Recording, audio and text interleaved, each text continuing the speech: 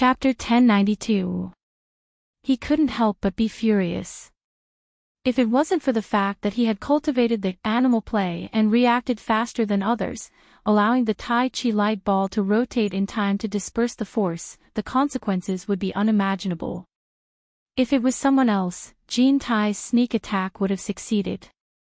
But then again, if it wasn't for the fact that he was trapped in the Tai Chi light ball and couldn't teleport away quickly, he might not have been injured. On the other hand, without the protection of the Tai Chi light ball, he would have died in Jean Tai's hands. Therefore, it was difficult to get the best of both worlds. With a deafening roar, the black and white streams of light in the Tai Chi light ball suddenly compressed from top to bottom. In a flash, a circular Tai Chi light disc was formed under Bai Changchun's feet. The entire Tai Chi light ball lost its black and white colors and became a transparent light ball. The light ball rotated, and Bai Changchun stepped on the black and white yin and yang fishes. Instantly, his figure couldn't be seen clearly, and only a green shadow could be seen spinning rapidly in the light ball. Boom! The golden cloud rod made a loud noise. Bang, bang, bang. Countless fist shadows hit the light ball with a momentum that could destroy everything. The fist shadows disappeared, and in an instant, no one knew how many punches had been made. At this time, Bai Chi's figure slowly appeared in everyone's sight like a shadow, showing how fast he was. However, the two didn't get the result they expected, and they looked at each other in surprise. The reason was obviously related to the strange phenomenon in the light ball. Bai Chi's eyes turned cold. Although he looked like a scholar and had a good temper, as someone who sat on the Underworld Emperor's throne, how could he be a soft-hearted person? He had already made his move, and he would not stop until he achieved his goal. Bai Changchun. You refuse a toast only to be forced to drink a forfeit. Today is the day you die. Don't even think about leaving this place alive. Bai Chi coldly snorted. His elegant white robes fluttered in the wind as his killing intent surged. Break! Jean Tai didn't have so much time to talk. He just wanted to kill Bai Changchun, who was a threat in the future. He swung the golden cloud rod and hit the light ball in front of him. Bai Chi took out an ancient mirror that looked like a cattail leaf fan. The surface of the mirror was smooth and dark like stagnant water in the night, and there were complicated inscriptions engraved on it.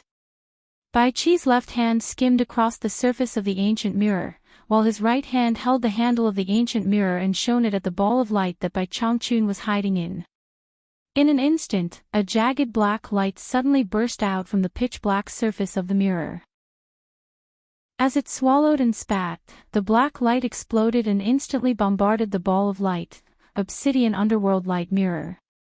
Wanbushing and Longxing exclaimed in unison. Those who knew about this mirror all gasped. It was rumored that this mirror was a treasure that the previous underworld emperors had fought over, and it could be regarded as the symbol of the previous underworld emperors. As for its origin, no one knew.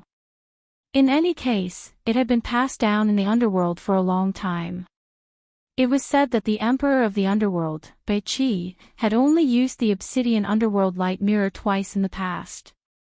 The first time was when he fought against the demon monarch of 10,000 swords, and he relied on this mirror to resist the attack of the demon monarch of 10,000 swords, saving his life. The other time was when he was suppressing a large-scale rebellion in the underworld. Once the obsidian underworld light mirror was taken out, it immediately devoured the lives of millions of meditation cultivators. Its power was really extraordinary, but for some reason, the Emperor of the Underworld would never take it out unless it was a critical moment. Unexpectedly, he used it on Bai Changchun this time. At this time, under the joint attack of the Emperor of the Underworld and the Immortal Emperor, the heaven and earth changed color.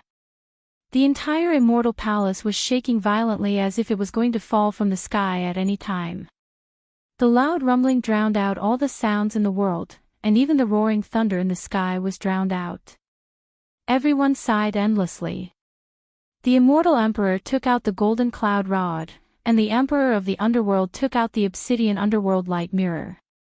both of them took out their special treasures.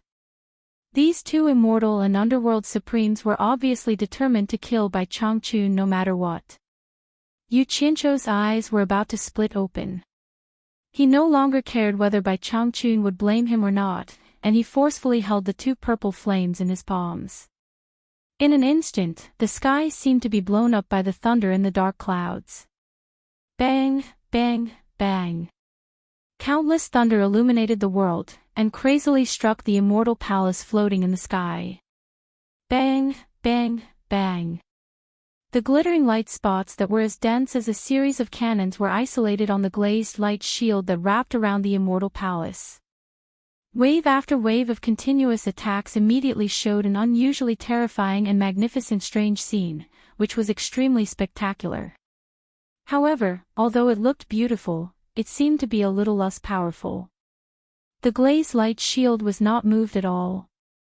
The sudden appearance of the strange phenomenon made everyone feel strange. How could there be such dense and continuous thunder? It was obviously not a natural phenomenon, but someone was driving it with a great technique. Everyone swept their gazes in all directions, seemingly wanting to find the person who had attacked from the shadows.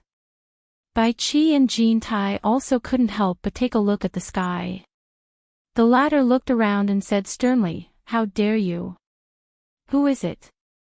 As if to answer him, the dense and violent thunder in the sky suddenly disappeared, and condensed into a giant thunder with a diameter of tens of meters.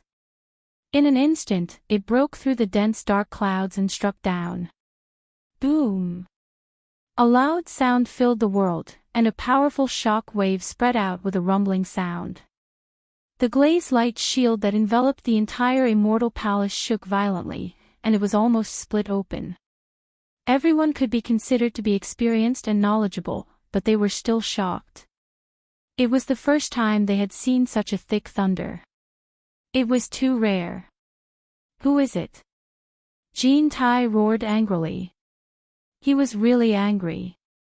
Today was his big day, but there were actually people who came to cause trouble one after another. This was intolerable. "Don't look for him.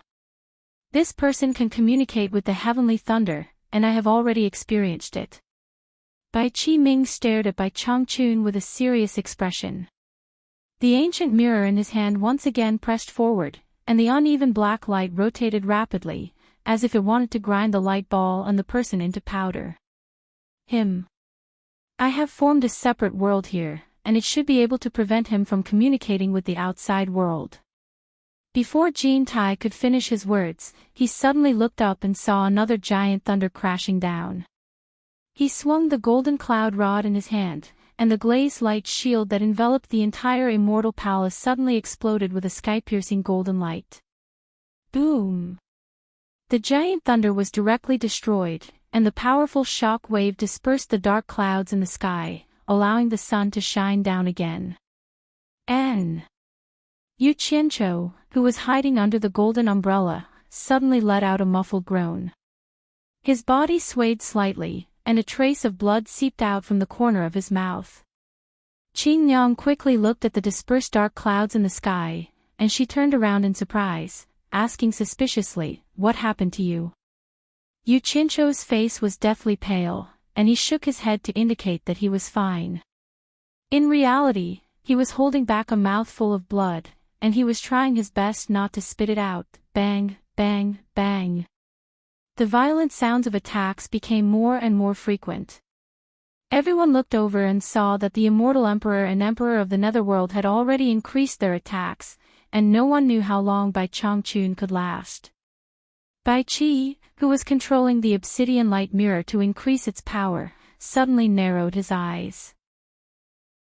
He suddenly discovered that every time he and Jin Tai attacked, the Tai Chi light under Bai Changchun's feet would become more solid, as if it was collecting the energy from their attacks. By now, the Tai Chi light seemed to have become solid, and it was as smooth as a real object. Who knew how much energy it had accumulated? A terrifying thought flashed through Bai Qi's mind, and he quickly retracted the black light from the obsidian light mirror. He raised his hand and shouted, "We've been tricked." Jean Tai, stop. Jean Tai knew that Bai Qi wouldn't say something like this for no reason, so he quickly stopped and looked at him in confusion. Suddenly, everyone found that Bai Changchun, who was standing on the Tai Chi disc in the ball of light, had stopped. He suddenly opened his eyes, which were full of vigor, and a sonorous cold snort resounded through the sky. Qin Tai, open your eyes and watch this old man break your golden world. His green robe swelled up as if it was filled with air, and the light ball outside quickly retracted into the Tai Chi light under his feet. His palms, which were on his lower abdomen, pushed to the left and right as fast as lightning. The black and white yin-yang fishes under his feet separated in an instant, splitting into yin and yang at the speed of lightning. Two bright light shadows shot towards the two people on the left and right. Ah, not good. Feeling the terrifying power contained in the two inconspicuous light shadows, Jean Tai and Bai Qi exclaimed at the same time, and almost subconsciously used the treasures in their hands to block. The obsidian light mirror in Bai Qi's hand suddenly burst out a powerful black light to kill the incoming white light, and the golden cloud rod in Jean Tai's hand instantly swelled to the size of a pillar, blocking himself. In the explosion of the strong light, Bai Qi looked up to the sky and spat out a mouthful of blood. He desperately controlled the ancient mirror to block the remaining power of the opponent's attack, but he was still sent flying. Kim Tae, along with the golden pillar, was also sent flying. Everyone only saw two powerful balls of light, one black and one white, explode rapidly. The glazed light barrier that enveloped the immortal palace rapidly expanded and collapsed. Then, they heard a terrifying explosion that shook the heavens and the earth, almost deafening everyone. The people who were watching the show around were all blown away by the powerful shock wave. Fortunately, the glazed light shield first reduced most of the powerful impact, otherwise there would be a lot of casualties outside. Everyone stabilized their bodies and looked back again, only to see the sky full of golden dust flying, under the light of the setting sun, colorful and beautiful. Suddenly, hundreds of mountains around the immortal palace exploded, and the earth trembled violently. Those who had experience immediately judged that the foundation supporting the immortal palace to float in the air had all collapsed. Not good. The immortal palace is about to fall. Below the immortal palace, there were screams everywhere. Countless streams of light desperately tried to escape. A huge black shadow rapidly descended from the sky and smashed down with a boom. The earth shook, and some people who didn't react in time were immediately suppressed under it. After many people fled to the distance, they couldn't help but look back and want to see what the falling immortal palace looked like, but the smoke and dust were everywhere, and they couldn't see anything clearly. Then, he heard the endless sounds of fighting from inside. The powerful airwave instantly dispersed the dust in the surroundings. The once glorious immortal palace was now slightly tilting on the huge hillside. The majestic golden palace had already been mostly destroyed. The golden palace that was originally 100 meters tall was only left with a few meters of crumbled walls that were twisted and hideous in front of everyone's eyes. Chapter 1093. The immortal palace was destroyed like this. Everyone was dumbfounded. In the air, Ji Wu, who had escaped in time when the immortal palace fell, held Yi Shuojuan with one hand and played with Lu Yanqing's arm with the other. Nie Shaoqian and the 6 great commanders were also floating in the air, looking at the battle below with pale faces. The 3 terrifying fellows were once again fighting to the death. It wasn't something that they, the so-called experts, could interfere in. Although they were usually regarded as experts in the celestial world, they were not worth mentioning at all in the eyes of the 3 people below. Any one of them could kill them in seconds. So even if they wanted to help the celestial emperor, they were powerless. What's more, some people were already looking at them suspiciously.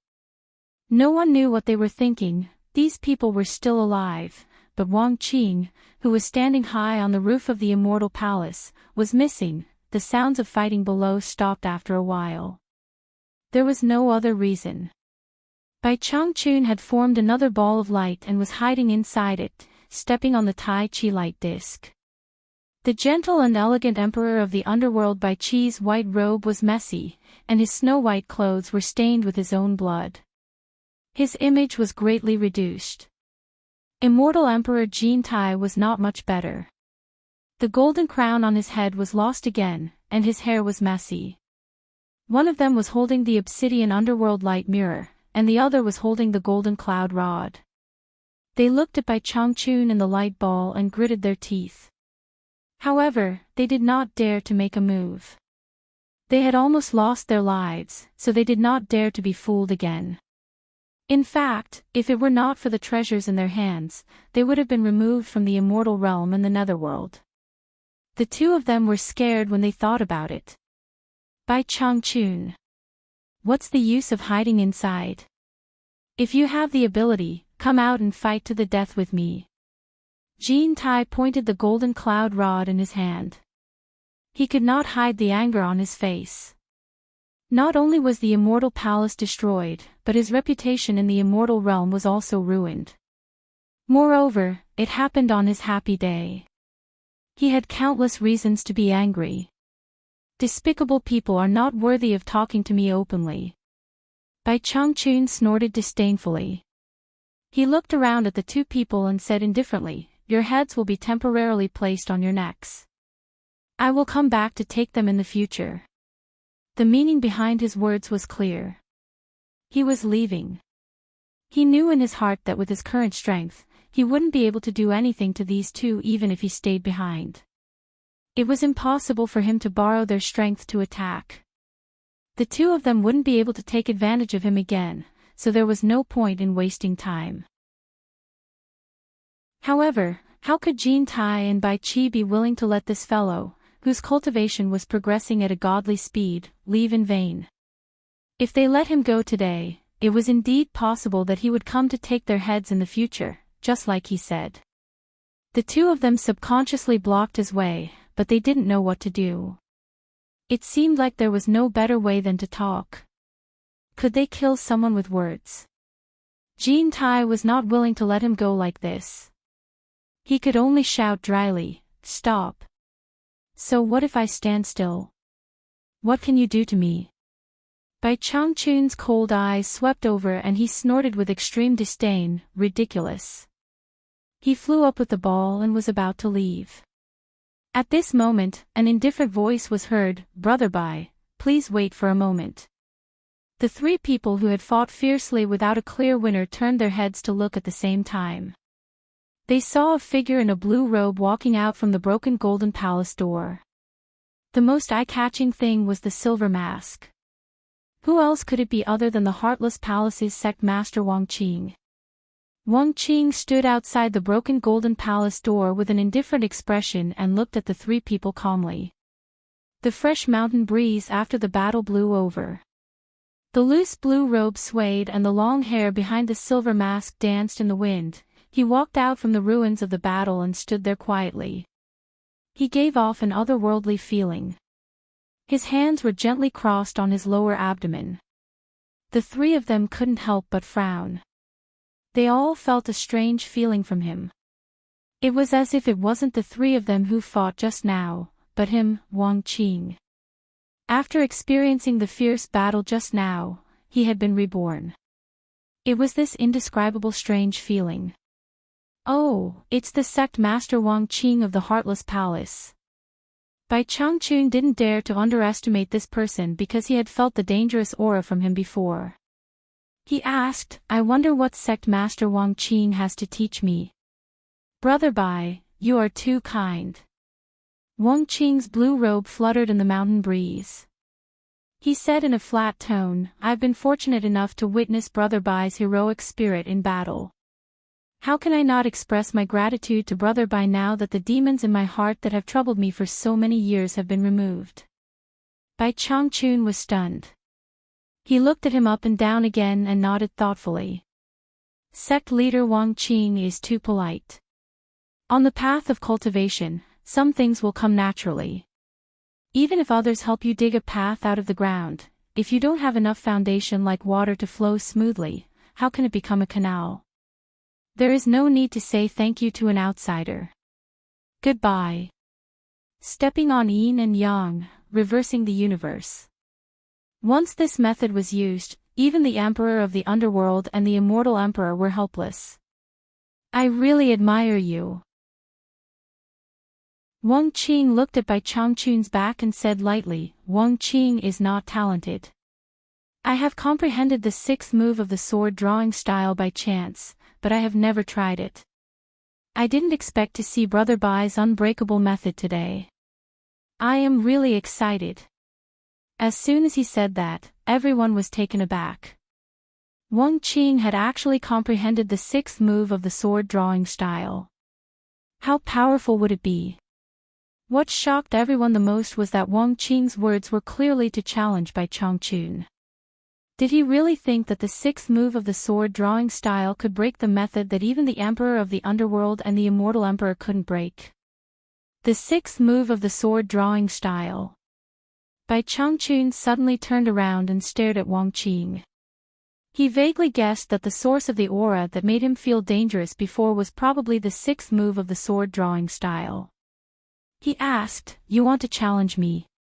Oh. What a joke. Jintai laughed loudly. In fact, he felt insulted.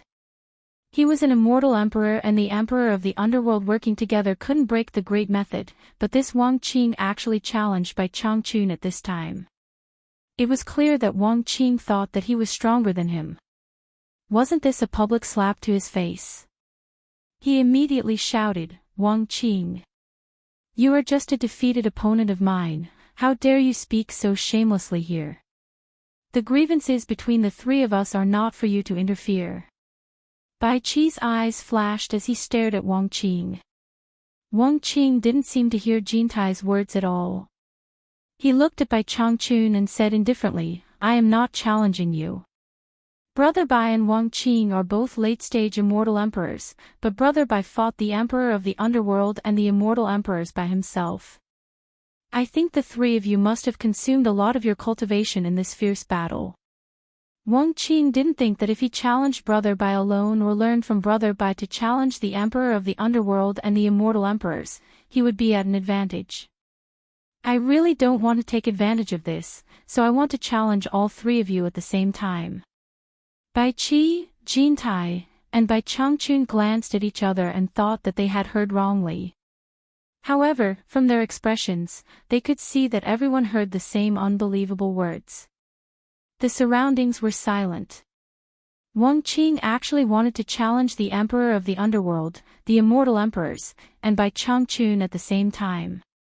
Was he frightened by the battle just now? Only one person's expression was different from the others. It was the mythical Fire Palace's sect master Hu Jun, Hu Shaozi, who personally created the six-dragon snow blue sword. His expression was slightly excited.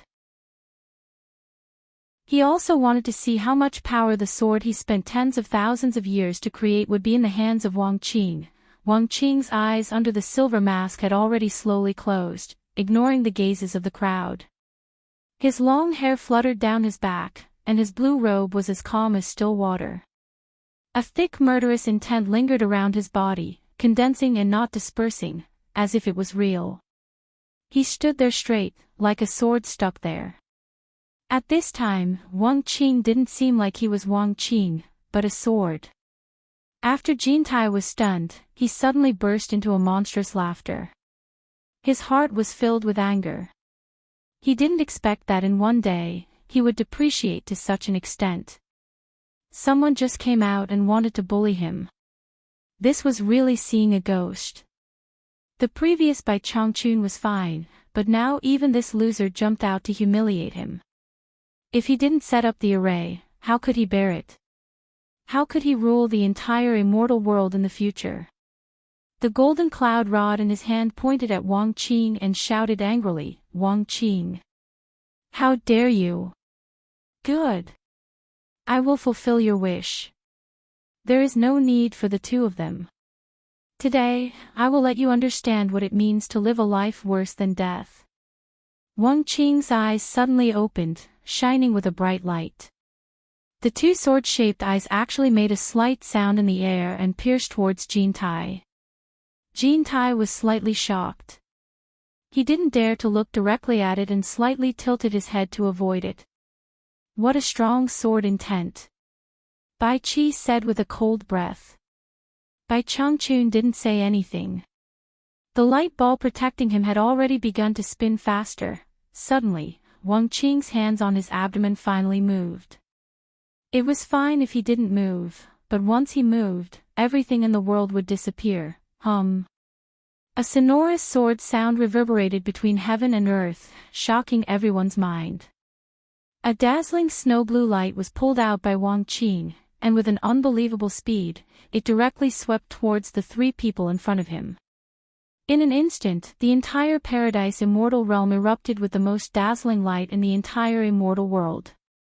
The soul-stirring snow-blue light painted with confusion and desolation was so magnificent and enchanting that even the setting sun felt ashamed of its inferiority. At this moment, there was nothing that could cover up this dazzling blooming light.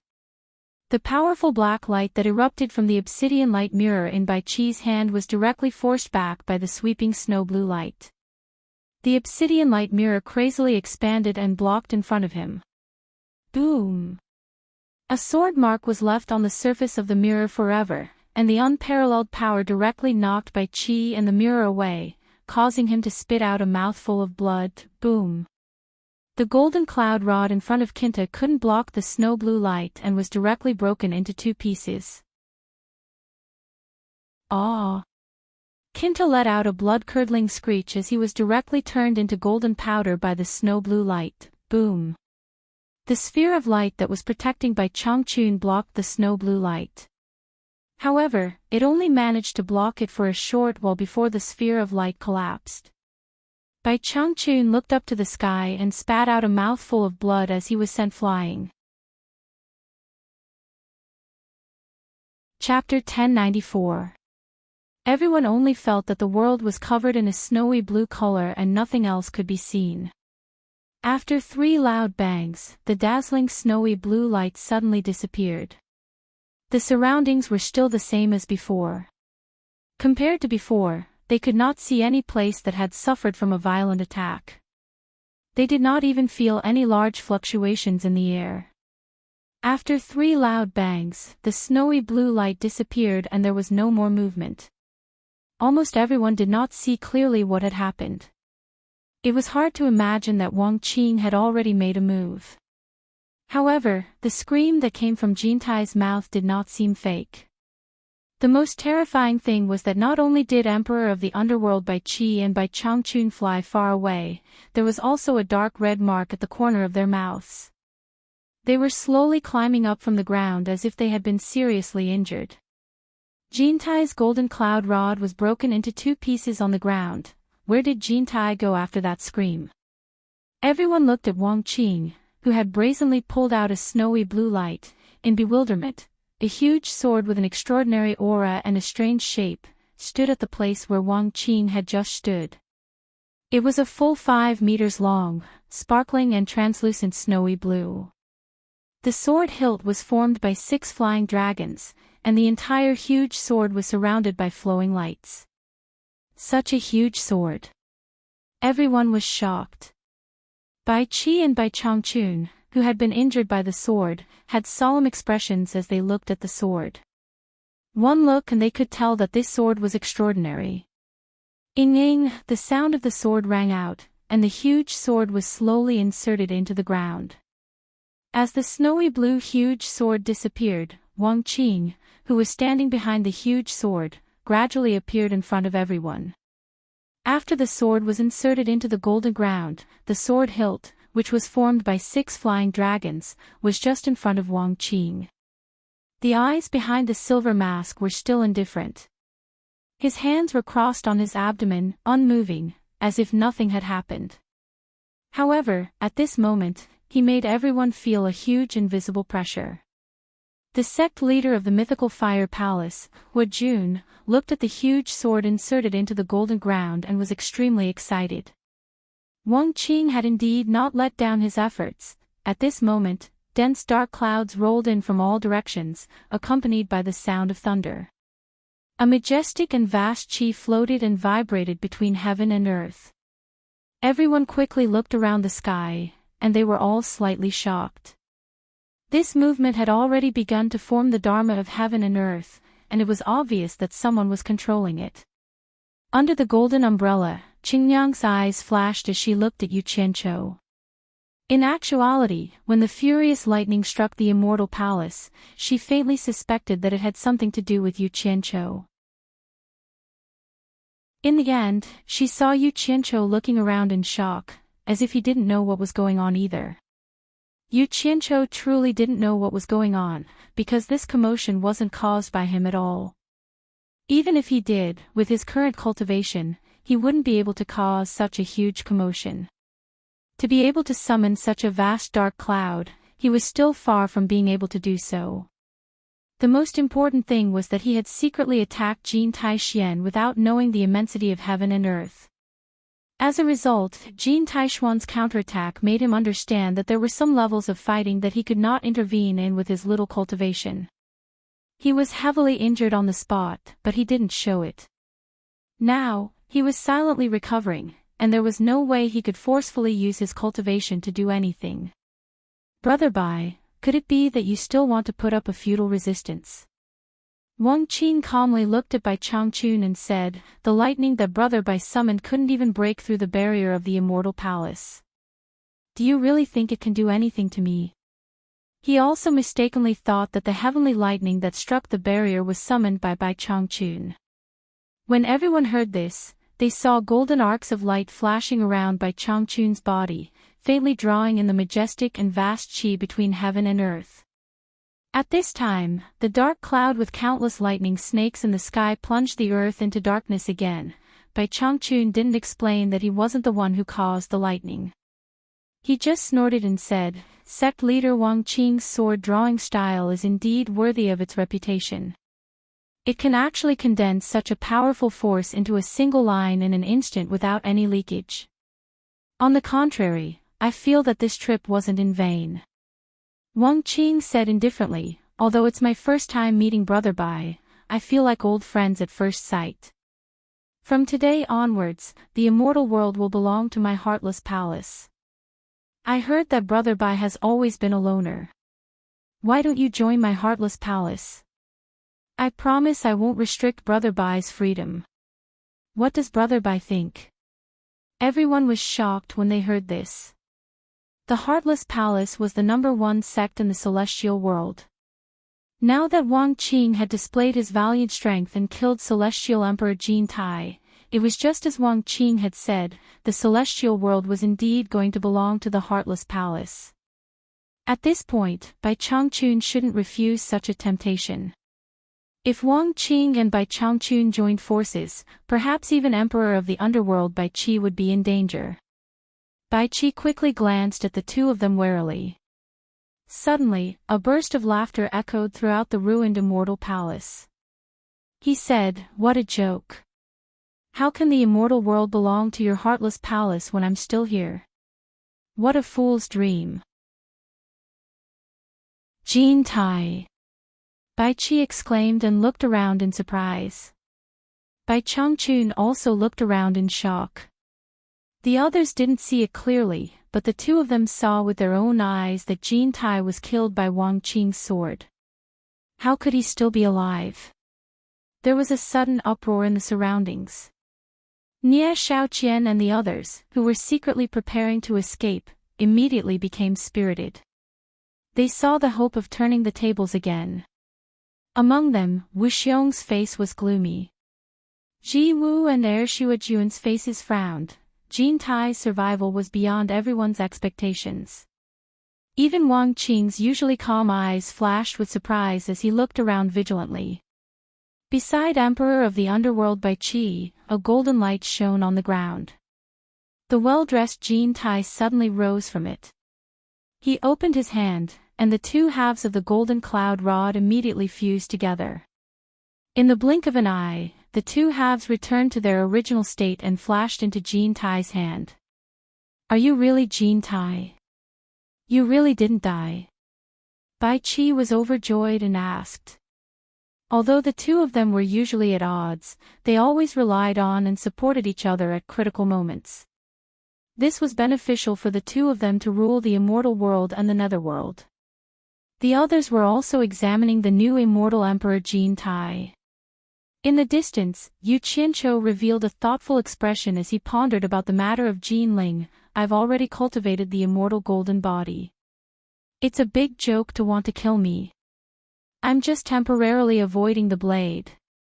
Jin Tai glanced at Bai Qi and stared at Wang Qing. He sneered and said, Wang Qing. Others don't know your details. Do you think you can fool me, who has fought with you before? Your sword drawing style consumes a lot of cultivation. After the same style is used, you need at least 6 hours to recondense your essence, qi, and spirit before you can use it again. The same style can't be used continuously. The first 5 styles of the sword drawing style are simply child's play for the 3 of us. Are you trying to delay time here? Ha! So that's how it is.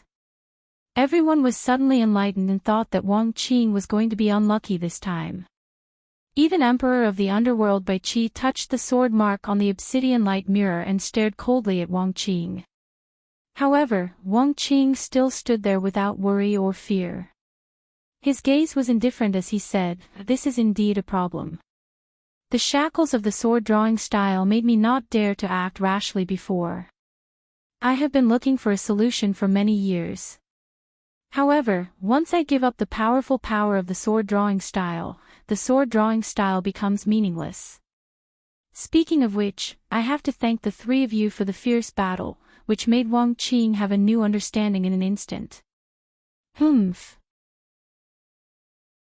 Even if you can draw the sword continuously, I want to see how many times you can withstand the consumption of the sword drawing style with your cultivation. Jin Tai pointed the golden cloud rod in his hand and said with a hideous smile, today, I will take your little life to correct the rules of the celestial world. I will let the world know the consequences of disrespecting the ruler as a warning to others. Why do I need to draw the sword a few more times? 1 sword is enough. Wang Qing said lightly, Jin Tai. I don't believe that you can really keep your golden body indestructible under the 7th style of the sword drawing style. I will wait and see. There is a 7th style of the sword drawing style. There was an uproar in the surroundings. How powerful would it be? Bai Changchun frowned slightly, Bai Qi's pupils shrank suddenly, and Jin Tai's expression was slightly stiff. Only he knew whether he could really keep his golden body indestructible or not. Brother Bai. I will ask you for the last time. Wang Qing looked at Bai Changchun calmly and said word by word, are you willing to join my heartless palace? Bai Changchun. Don't listen to his bewitchment, he is making a last-ditch struggle. Without waiting for Bai Changchun to answer, Qintai resolutely continued, as long as you and I stand on the same side and kill this evil together, I will now guarantee in front of the world that I will let bygones be bygones for everything you have done today. He said that Wang Qing was making a last-ditch struggle, but in turn, he pulled Bai Changchun to deal with Wang Qing together. It could be said that he showed his capricious side without a doubt. Everyone couldn't help but ask themselves, how could they dare to believe such a despicable person? How can I miss the opportunity to experience the 7th style of the sword drawing style of sect leader Wang Qing? As soon as these words came out, everyone was stunned. Even Bai Qi looked at Bai Changchun with some surprise. He didn't expect that Bai Changchun would be so obsessed that he would believe Jin Tai's nonsense. Who knew that in the blink of an eye, Bai Changchun pointed at Jin Tai and shouted angrily, Jin Tai. You despicable person, do you think that I am a fool who can be easily fooled? This old man will not miss the 7th style of the sword drawing style. This old man will also take your dog head in the future. The meaning of his words was very clear. He would not rely on anyone, nor would he ally with anyone. Jin Tai's expression twisted, and he immediately turned hostile and said, you will live through today first. He secretly communicated with Bai Qi, and a black light and a golden light attacked almost at the same time, launching a sneak attack on Wang Qing. Swoosh swoosh swoosh. 6 consecutive sword cries seemed to combine into one.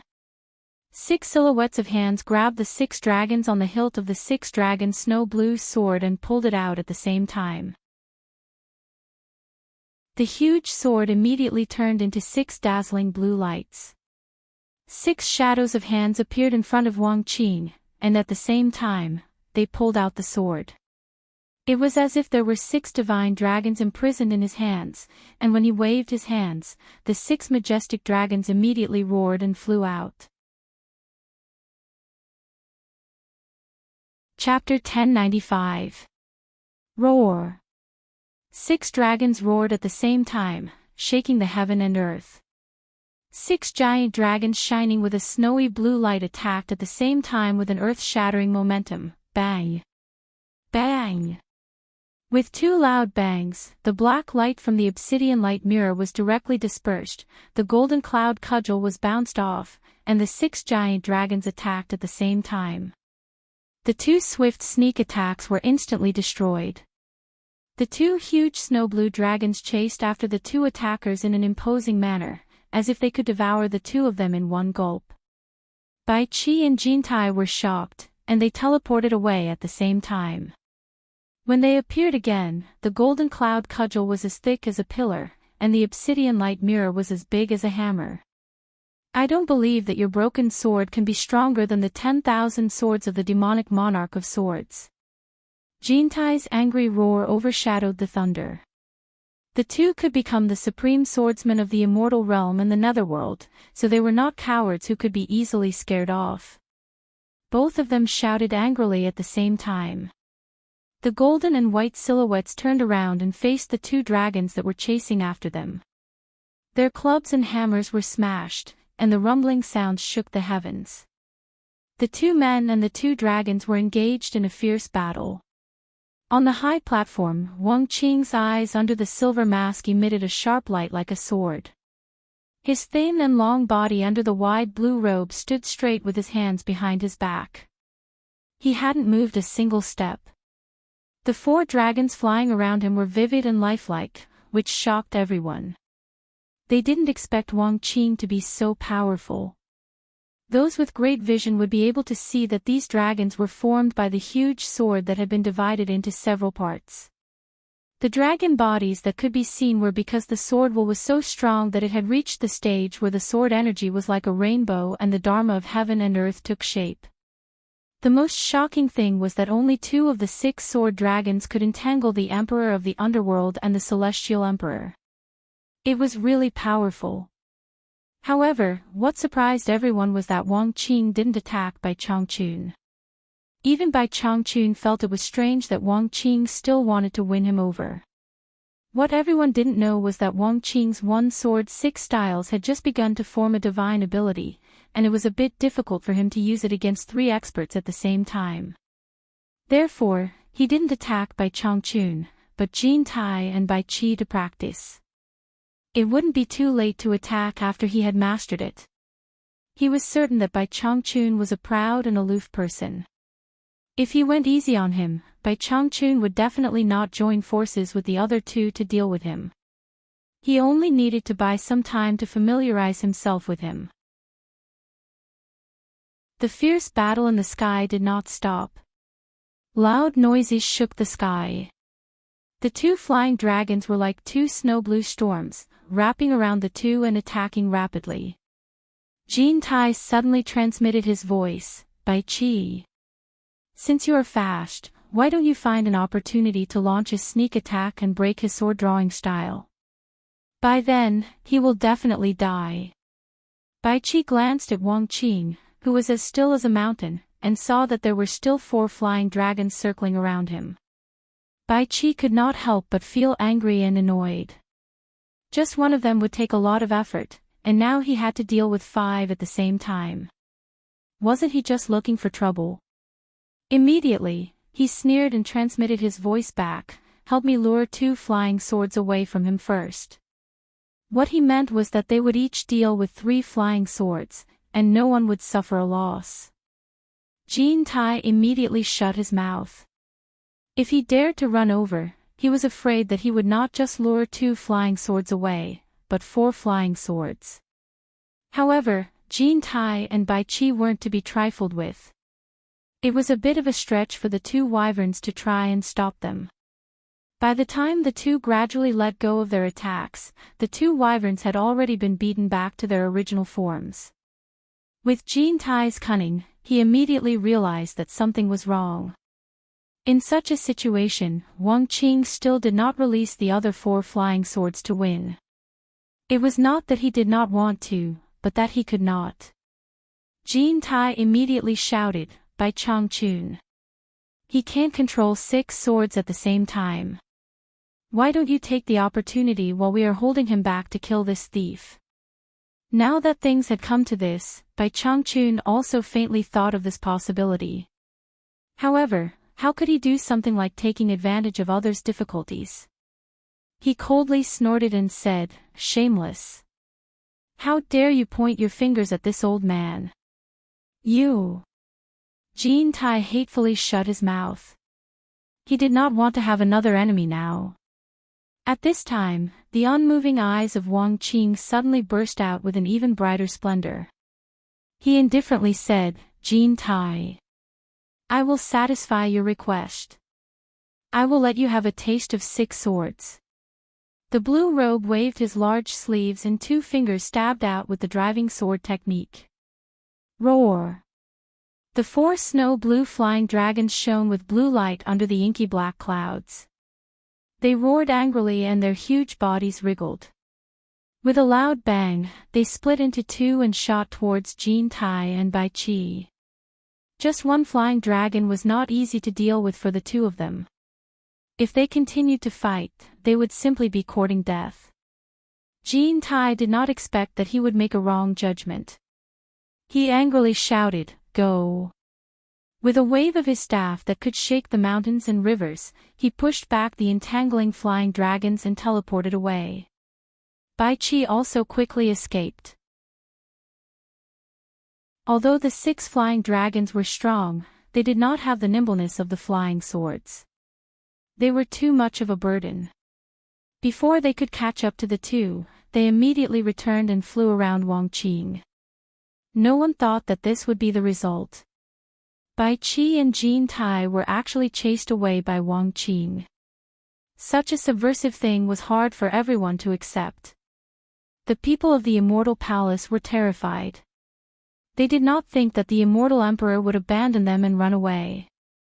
Nie Xiaoqian flashed to the side of Yu Qianqiu and Qingyang and anxiously said, "Quickly, follow mother. When the tree falls, the monkeys scatter." Even Jin Tai ran away. "Where else can we go?" Qingyang self-deprecatingly sneered. Looking around, they found that the surrounding people were looking at them with evil intentions. Fortunately, Jin Tai and Bai Qi were still alive and did not see the final result. For the time being, no one dared to do anything to them.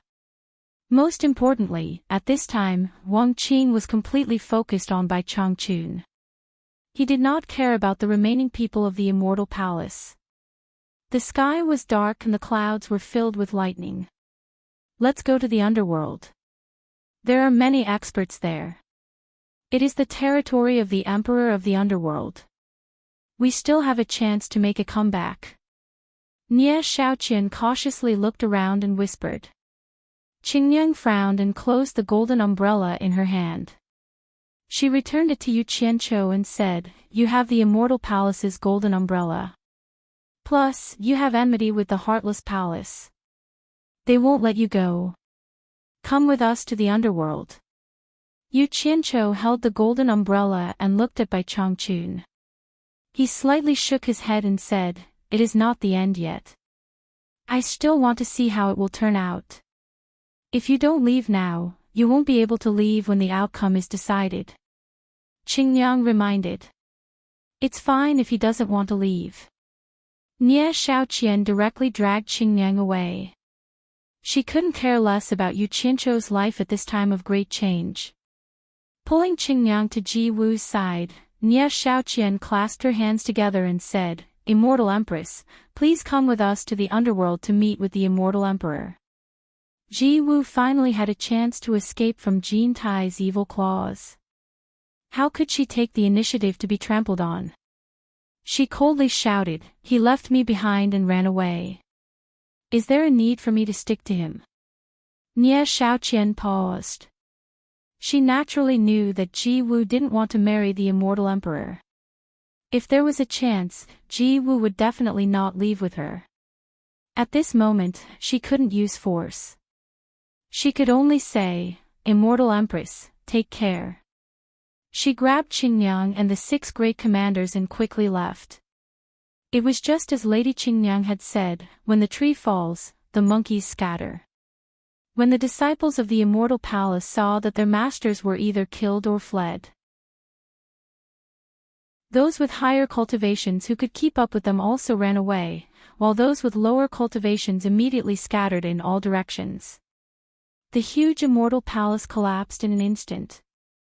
However, the strange thing was that the External Affairs Commander, Wu Xiong, didn't leave with Nie Xiaoqian's group. Instead, he flashed to the top right of Wang Qing and solemnly said, "Big brother. When the underworld found out that you were going to cut off all means of retreat during Jean Tai's wedding, they immediately made preparations in advance. When they received the news of Jean Tai's defeat, they immediately attacked the Dark North Royal Palace. Who would have thought that Bai Qi would also be here and would be defeated by you together with Jean Tai? This is good, we don't need to be afraid of their alliance. You alone can deal with both of them. Big brother. You should immediately go to the underworld and help father and auntie." As soon as he said this, everyone was shocked. Wu Xiong actually called Wang Qing big brother. Who were their father and aunt? Why did they want to attack the Dark North Imperial Palace? Could it be that Wu Xiong and Wang Qing were brothers? Could it be that someone had been accumulating power to overthrow Jean Tai and Bai Qi? "I know what to do. Get out of the way," Wang Qing shouted. He stared at the slightly surprised Bai Changchun and said word by word, "Brother Bai. Wang Qing will give you one last chance. Are you going to join my heartless palace or not?" The flying dragons flying around him became more and more ferocious. Wu Xiong frowned and quickly dodged to the side. He went to the side to appease his shocked subordinates and ordered them to go to the various mountains of the Paradise Wonderland to collect the wealth left by the Immortal Palace. Many people were envious when they heard this, but most of them came alone. Moreover, no one dared to compete with these 2 brothers for the wealth left by the Immortal Palace. This old man is not a person who fawns on the rich and powerful. Bai Changchun slowly floated into the air and flatly refused. This old man wants to see how powerful the 7th move of the sword drawing style is. Hearing this, everyone couldn't help but sigh. They all felt that this Bai Changchun was a little tactless. Yu Qianqiu almost fainted when he heard this. This old man is really crazy. You can't even withstand the 6th move of the sword drawing style, and you want to withstand the 7th move. Didn't you see that Bai Qi and Jean Tai were scared away? Brother Bai. You are digging your own grave. Wang Qing said calmly. That's not necessarily true. Bai Changchun, who was in the air, said in a cadence, "Your 6th move is superior in terms of purity and 1. The explosive speed is so fast that I can't neutralize the power of that move with my current understanding. If you can use the 6th move now, this old man can only run away." As for the 7th move, it is indeed several times more powerful than the 6th move. Unfortunately, it is a little mixed. With this old man's understanding of power, I don't think it can do anything to me. Since I can't make you change your mind, what's the point of keeping you alive? The 6 flying snow-blue dragons around Wang Qing immediately roared in the sky, "Clap!" Bai Changchun clapped his palms together in the air and closed his eyes. His lips moved, and his green robe fluttered in the wind. A sonorous sound flowed slowly between heaven and earth. Ignore the common people, ignore the ghosts and gods, and don't touch karma. Close your eyes, cover your ears, and dry your heart. Only seek the dragon crouching technique. Chapter 1096. The bleak tone in his voice revealed his persistent pursuit of endless bitter cultivation. The road was long and arduous, and he would continue to search for it. The mood in just 2 sentences made everyone's mind slightly stunned, and they looked back and sighed with emotion on the path of cultivation in this life. As the words flowed, the clouds in all directions moved, and the rolling dark clouds in the sky surged rapidly. Thunder rumbled one after another, and the momentum from all directions surged and condensed towards Bai Changchun, who was floating in the air. A mighty heaven and earth Dharma idol seemed to want to help him. Close your eyes, cover your ears, dry your heart, and only seek the dragon subduing technique. I want to see how Brother Bai will subdue Wang Qing's 6 dragon snow blue sword. Wang Qing snorted, waved the big sleeves of his blue robe, and stabbed towards Bai Changchun with 2 fingers. In an instant, the sky and the earth changed color. The 6 dragons roared loudly and shook the sky. Their huge snow-blue bodies, which were like rainbows, smashed through the air and shot towards Bai Changchun, who closed his eyes and put his palms together. The rolling and powerful airwaves immediately forced the onlookers to retreat again, not daring to get close. Bai Changchun's eyes suddenly opened, and his palms that were put together loosened. He waved the big sleeves of his green robe, and his whole body soared into the sky with a whoosh. He shot straight into the sky with a stream of light, and instantly rushed into the rolling dark clouds with bursts of thunder. At the moment when the dark clouds were smashed open, countless thunderbolts could be seen crisscrossing and shining like a net. The 6 dreamy flying dragons shining with snow-blue light all turned and chased after him. The 6 dragons surrounded and soared into the sky, and their momentum was astonishing. Bang! With a loud bang, the dark clouds in the sky were dyed into a large area of green light by the sudden burst of thunderbolts. Thousands of thunderbolts fell at the same time, and with a boom, they concentrated on the heads of the 6 flying dragons, causing the huge bodies of the 6 flying dragons to freeze. Everyone sucked in a breath of cold air. They could feel the electric current spreading through the air, and the hairs on their bodies stood on end without being able to suppress it. Wang Qing's eyes suddenly narrowed. He could feel that the thunderbolt that descended this time was obviously much more powerful than the thunderbolt that struck the immortal palace earlier. He couldn't help but ask himself, could it be that this old thing has been hiding his strength all along? Yu Qianqiu, on the other hand, was left speechless. He realized that the old man was much stronger than him when it came to controlling thunder and lightning. He recalled the legend of the old man being able to capture thunder and lightning and use it as the heavenly sword. He had thought that it was just a flattering compliment from others who were intimidated by the old man's despotic power. But now, it seemed that the old man was a true expert in controlling thunder and lightning. Just as he was about to take a good look at the technique of controlling lightning, a few people suddenly appeared. At first glance, Ji Wu was supporting Immortal Crocodile and Lu Yanqing to his side. Yu Qianqiu couldn't help but glance at his own Immortal Emperor-style golden robe, then at Ji Wu's golden robe, and found that the 2 of them standing together were a little too eye-catching. After Ji Wu noticed his actions, she also looked back and forth between them. The expression on her face instantly froze, and some improper thoughts suddenly popped up in her mind. Is this really fate?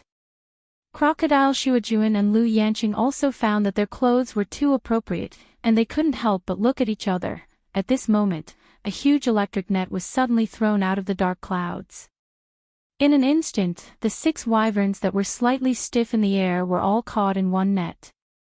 At the same time, they were firmly trapped in the electric net. The electric net was connected to thousands of electric currents hanging down from the dark clouds. Obviously, it was maintaining the strong binding force of the electric net on the wyverns. Everyone was shocked by the scene that appeared in the air. It was a little too spectacular. Could it be that the seventh move of Wang Qing's sword-drawing style was broken just like that? The 6 wyverns struggled violently in the huge electric net. Thousands of electric currents hanging down from the dark clouds became thicker, and the entire huge electric net gradually became thicker. It seemed that the net was trying to trap the 6 wyverns. I didn't expect your sword to already have a sword spirit in it. No wonder you can gather such a strong sword essence and show off the power of your sword drawing style. When I use the power of thunder to destroy the sword spirit, let's see how powerful sect leader Wang Qing's sword drawing style is. There was a sonorous snort in the air that overshadowed the thunder. The sect leader of Mythical Fire Palace, Wu Jun, suddenly looked at Wang Qing nervously. In the air, Bai Changchun broke through the dark clouds. His whole body was covered with shining green and white electric currents. Thousands of strands of thunder and lightning hung down from the dark clouds and connected to his back. In his hand, he held a huge sword that was tens of meters long made of powerful electric currents. He directly shot it towards the 6 wyverns trapped in the electric net below. It was as if he was going to slay the dragons with the heavenly sword. Everyone who looked up to the sky sucked in a breath of cold air. They were all shocked. This Bai Changchun was too exaggerated. He actually used the thunderbolt as a sword to slay the dragons. It turned out that fighting could be done this way. Naturally, Wang Qing would not sit back and watch Bai Changchun destroy the sword spirit in his sword. He waved his blue robe and quickly activated the newly mastered sword technique. The 6 trapped wyverns suddenly charged in all directions. The entire electric net expanded rapidly. Bai Changchun, who was pulling the thunder and lightning down, waved the long sword in his hand. In the air, thousands of thunderbolts struck the bodies of the 6 trapped wyverns. The 6 wyverns trembled and were immediately pulled back by the electric net. Bai Changchun, who had already rushed above the electric net, raised the heavenly sword in his hand like a god. He aimed at one of the wyverns and was about to kill it without mercy. Humph! Wang Qing's cold snort was filled with anger. He made a sword gesture in the big sleeve of his blue robe, and the 6 flying dragons immediately showed their original forms. The 6 snow-blue long swords burst out with flowing light, and they all slipped out of the electric net in an instant. They flashed and flew around Wang Qing rapidly. Dang dang, 6 crisp sounds, and the 6 swords combined into one. The snow-blue giant sword was once again inserted in front of Wang Qing. Wang Qing's aura suddenly converged and condensed. Bai Changchun, who was holding the heavenly sword, was slightly startled. He felt that this restrained aura was a bit similar to the 6 style, sword drawing style. After pondering for a moment, he remembered that 6 hours had passed and immediately understood the reason. The thunder and lightning that filled the sky suddenly disappeared. Bai Changchun turned into a flowing light and suddenly disappeared into the dark clouds. A voice that was getting farther and farther away came from afar, Wang Qing. It's not that I can't defeat you, but I want to break your 6 style, sword drawing style. Otherwise, it will leave a shackle on my path of cultivation that will be difficult to break. Let's part ways for now. We'll meet again in the future. As the voice faded away, the dark clouds that had gathered in the sky also gradually dissipated. The sun had already set, and at this moment, it was a night sky that was filled with stars. The surging murderous aura in the surroundings had also disappeared. Wang Qing did not refute Bai Changchun's words. Instead, he stared at the 6 dragon blue sword in front of him for a long time. He was fully aware that his cultivation was slightly higher than Bai Changchun's, but far lower than Jin Tai and Bai Qi's. The reason why he could scare off the 2 was that he relied on the sword drawing style with the help of this divine sword. However, the level of one's cultivation was not the deciding factor in a fight. The key was whether one's methods could restrain one's opponent. Though his sword-drawing style could restrain Jin Tai and Bai Qi, with Bai Changchun's endless methods, it was possible that Bai Changchun could defeat him, as Bai Changchun said. The leaders of the various sects looked at Wang Qing speechlessly. Although it was a great battle and the entire celestial palace was destroyed, no one could tell who won and who lost. On the surface, it seemed that Wang Qing had won, but was he really the final winner? Bai Changchun had said before he fled that he could defeat Wang Qing. Based on that person's proud and aloof character, he would not boast about it. And the methods he used were indeed convincing. At the same time, Jin Tai and Bai Qi did not die. They just escaped. With the power of the Emperor of the Underworld and their high cultivation, it was entirely possible for them to make a comeback. Unless it was really as Wu Xiong had said before, that their father and aunt, whose authenticity was unknown, could conquer the Underworld royal palace. That meant that the Emperor of the Underworld, Bai Qi's power in the Underworld had been completely defeated. At that time, Bai Qi and Jin Tai would lose their great power, and there was Wang Qing here who could suppress the two of them. That would be the real time to determine the winner and loser. The sect masters were at a loss. If Wang Qing gave them orders, should they listen? If they didn't, Wang Qing would not be soft-hearted. Listen. What if Jin Tai regained his power in the celestial world? Yu Qianqiu, who was in the distance, was filled with resentment. He did not expect that a dark horse like Wang Qing would appear in the end. His relationship with the Heartless Palace was too good. If the Heartless Palace gained power, they would definitely not forget him. And that Wu Xiong would not treat him well. What made Yu Qianqiu the most speechless was still Bai Changchun. He had hoped that Bai Changchun would show off his invincible might and slaughter Wang Qing, but who would have thought that this old fellow had such a personality? Not only did he say that he had a way to defeat Wang Qing, but he actually threw up halfway through. He came and went as he pleased. The key was what he should do next. After some hesitation, a look of heartache flashed across Yu Qianqiu's face. His eyes inadvertently fell on Lu Yanqing. In the end, he could not bear to see her suffer with Ji Wu and the others. After all, she was someone he brought from the human world. He frowned and whispered, "Shouldn't you go back with me?" Lu Yanqing glanced at Ji Wu and Yi Shuojuan. She knew that they would not have a good time in the future. If she followed them, she would become a burden to them. So she silently nodded to Yu Qianqiu, agreeing to go back with him. Yu Qianqiu grabbed her hand. He wanted to find a place to teleport away while Wang Qing and the others were still not paying attention to him. Unexpectedly, Yi Shuojuan reached out and grabbed his other hand as soon as he grabbed Lu Yanqing. "Old monster. What are you doing? Stop fooling around. Let's run for our lives." Yu Qianqiu looked back at him in surprise. Yi Shuojuan held his hand tightly and did not let go. He said in a deep voice, "Do you think Ji Wu and I can escape? That's why. Let's take advantage of the fact that they haven't reacted yet and run as far as we can. Let go of her." Yu Qianqiu lowered his voice and waved his hand. Ji Wu also looked at Yi Shuojuan with some confusion. Why was he still pestering Yu Qianqiu at this time? Yi Shuojuan said with a ferocious face, "Yu Qianqiu. With Ji Wu's cultivation, she can't escape. What makes you think you can escape with Miss Lu?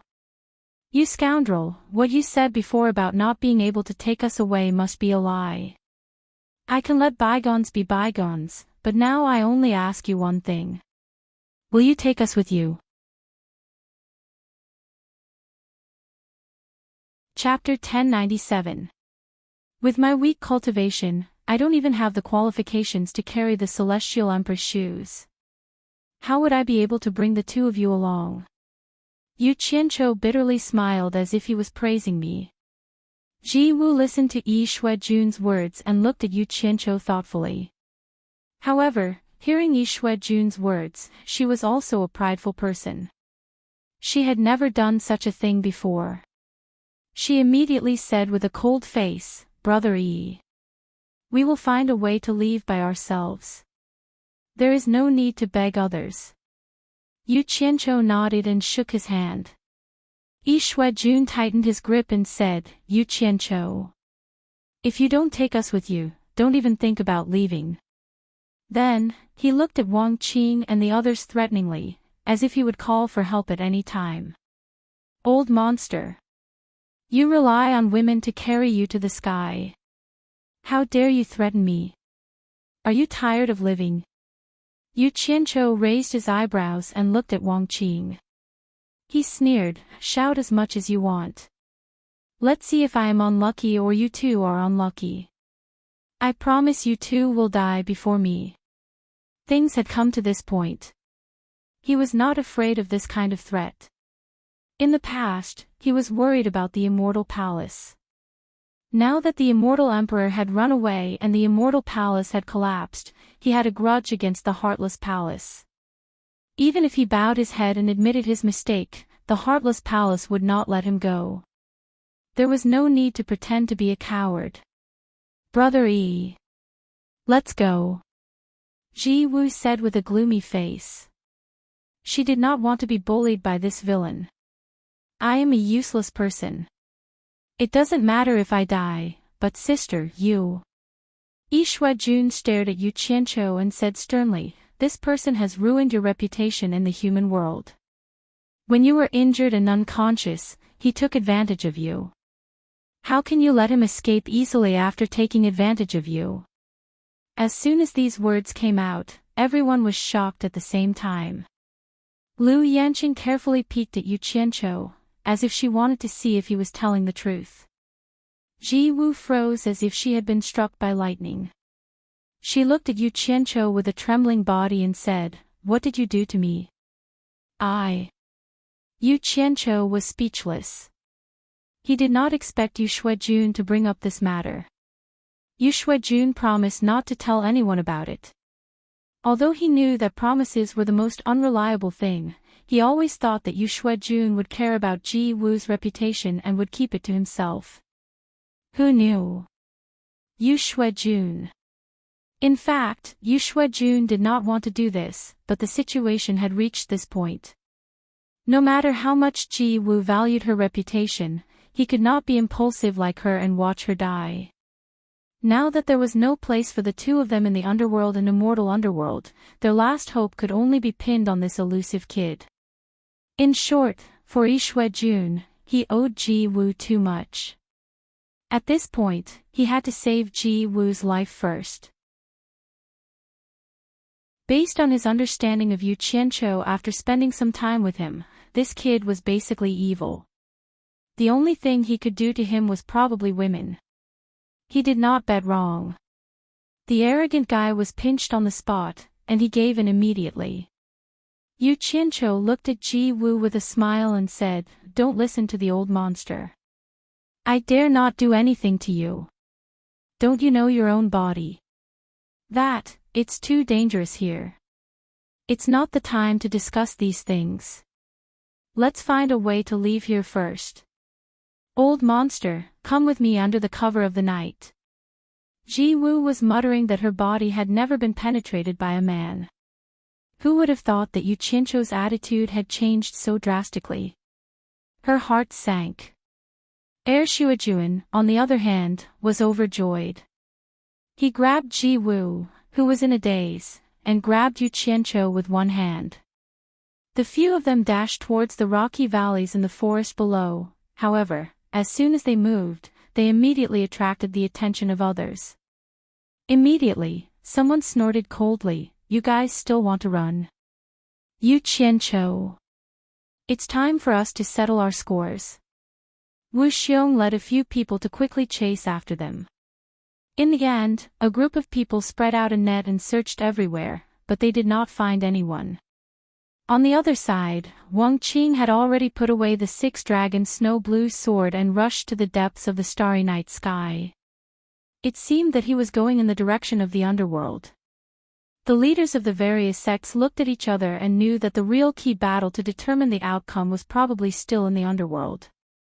Then, they all dispersed and quickly rushed back to their respective sects to make arrangements. In the past, even at night, the Paradise Wonderland was shining with colorful neon lights. It was a day without night. Now, it was pitch black. When the tree falls, the monkeys scatter. Under the stars, the dilapidated and decadent immortal palace glowed with a dark yellow luster. It was no longer glorious. Everywhere, Wuxiong's subordinates searched the entire Paradise Wonderland for the treasures left behind by the immortal palace. No one knew if this place could return to its former glory. In the underground base of the hero army of the realm of gods, Yishuejun and Lu Yanqing looked around. They did not understand where Yu Qianqiu had brought them. Ji Wu's expression was a little dull. Yu Qianqiu quickly said a few words to Zhang Peng, who had rushed over. He turned around and spread his hands. Okay. You are safe for the time being. The people from the immortal and underworld should not be able to come here in a short time. Remember not to run around. Otherwise, don't blame me if you encounter trouble. I knew you had a backup plan. Yishuejun clicked his tongue. His whole body seemed to relax. He looked around and asked, "What is this place?" "The realm of gods. The people in this area are all my people. Listen to their arrangements. I still have things to deal with now." Yu Qianqiu pointed to a few people and said to Zhang Peng, "I'll leave them to you." Zhang Peng had just received the order when Ji Wu suddenly let out an incomparably sharp scream that pierced everyone's eardrums. She suddenly grabbed Yu Qianqiu's chest with lightning speed and said in a stern voice, "What did you do to me?" Zhang Peng looked at his master weakly. Lu Yanqing looked at Yu Qianqiu with a strange expression.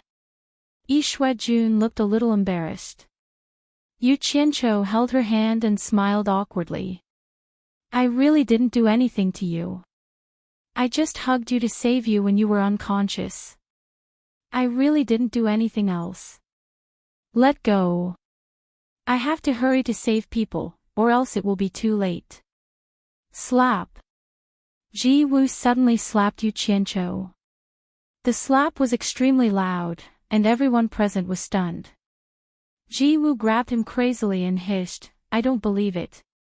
Slap. Slap. Yu Qianqiu was angry. He immediately retaliated with 2 slaps. Ji Wu staggered and covered her face.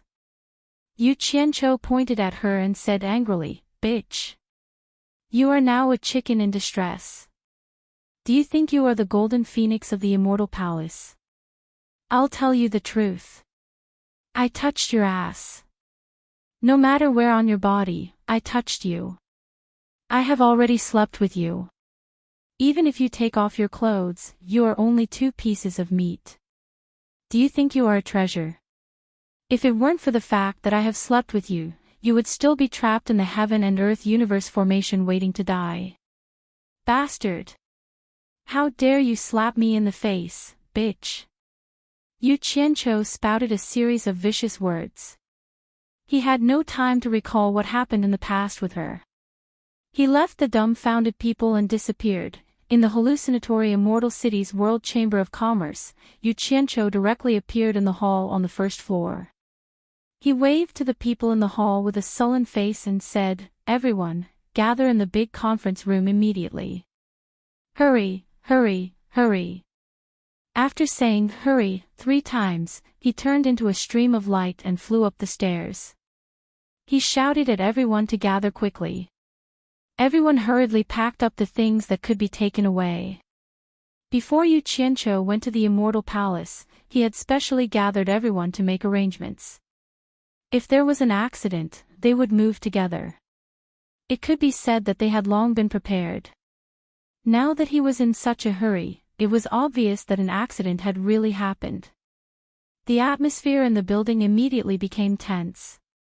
On the 22nd floor, Yu Qianqiu quickly knocked on the doors of the women and asked everyone to quickly gather in the big conference room downstairs. The women were first surprised by his gorgeous clothes, then they quickly packed up the things that could be taken away. Wei Chuanqiu quickly came over and was also stunned when she saw the golden robe on him. She then asked, "What happened?" Heartless Palace's sect master Wang Qing went crazy and defeated Jin Tai and Bai Qi. The immortal world is about to change. We must leave immediately. What? Wang Qing defeated Jin Tai and Bai Qi. Wei Chuanqiu was shocked and said, "When did Wang Qing become so powerful? How is De Mingluan?" De Mingluan is fine. He has already escaped to the netherworld with Jin Tai and Bai Qi. Quickly call Senior Yun to gather in the big conference room downstairs. As Yu Qianqiu spoke, he had already rushed to the door of the room where Bai Suzhen was cultivating. He directly pushed open the door, only to see Bai Suzhen, who was sitting cross-legged, slowly opening her beautiful eyes. Seeing him, she also couldn't help but look at the golden robe on his body. A faint smile appeared on her face and she said, "Why are you dressed like this?" Yu Qianqiu's anxious footsteps immediately slowed down. He lightly walked in front of her and stretched out his hand. "There's some trouble. It's not good to stay here anymore. We can talk about the details later. I will bring you to another place to continue cultivating." Bai Suzhen nodded her head. She didn't ask what happened. She didn't ask anything unnecessary. She believed that he would definitely tell her what he should tell her. She stretched out her hand and stood up. The two of them held hands and walked out. Coincidentally, they bumped into Wei Chuanqiu and Yunpeng, who were coming down from the rooftop. Yu Qianqiu said, "Let's go." The four of them quickly rushed downstairs. In the big conference room, everyone had already arrived before the four of them arrived. However, this was the first time everyone had seen Bai Suzhen. Seeing the luxuriously dressed Yu Qianqiu holding hands with her in public, the others were a little curious, while the expressions of the girls were a little unnatural. Now was not the time to explain too much. Yu Qianqiu waved his hand and everyone disappeared. They appeared in the underground space of the Netherworld Palace in Utopia, which was a copy of the East Holy Land. Then, their vision blurred, and the scene changed again. They had already arrived at the underground base of the Divine Ruin Realm. This was the first time Wei Chuanqiu and Yunpeng had experienced such an incredible teleportation, and they couldn't help but look at each other. However, Yu Qianqiu waved his hand at Lu Yanqing, who was not far away, and said, "Tell everyone about the great changes that have happened in the Immortal Palace. Otherwise, everyone will be confused." Chapter 1098. The lords of the various countries and Lu Yanqing were all old acquaintances, so they did not stand on ceremony. They surrounded her and asked what was going on, but Lu Yanqing was really not an expert at telling stories. She had told such a good topic like a piece of wood, but such a shocking change still caused everyone to boo again and again. Especially after hearing about Bai Changchun's feat, they were excited and emotional. There was also some pride in it. They all lamented that the number one expert who once deterred the world was still as powerful as before in the immortal world. Back then, he was looking down on the world, but now, he was looking down on the three realms. The distance between them and Bai Changchun had not shortened. Instead, it was getting further apart.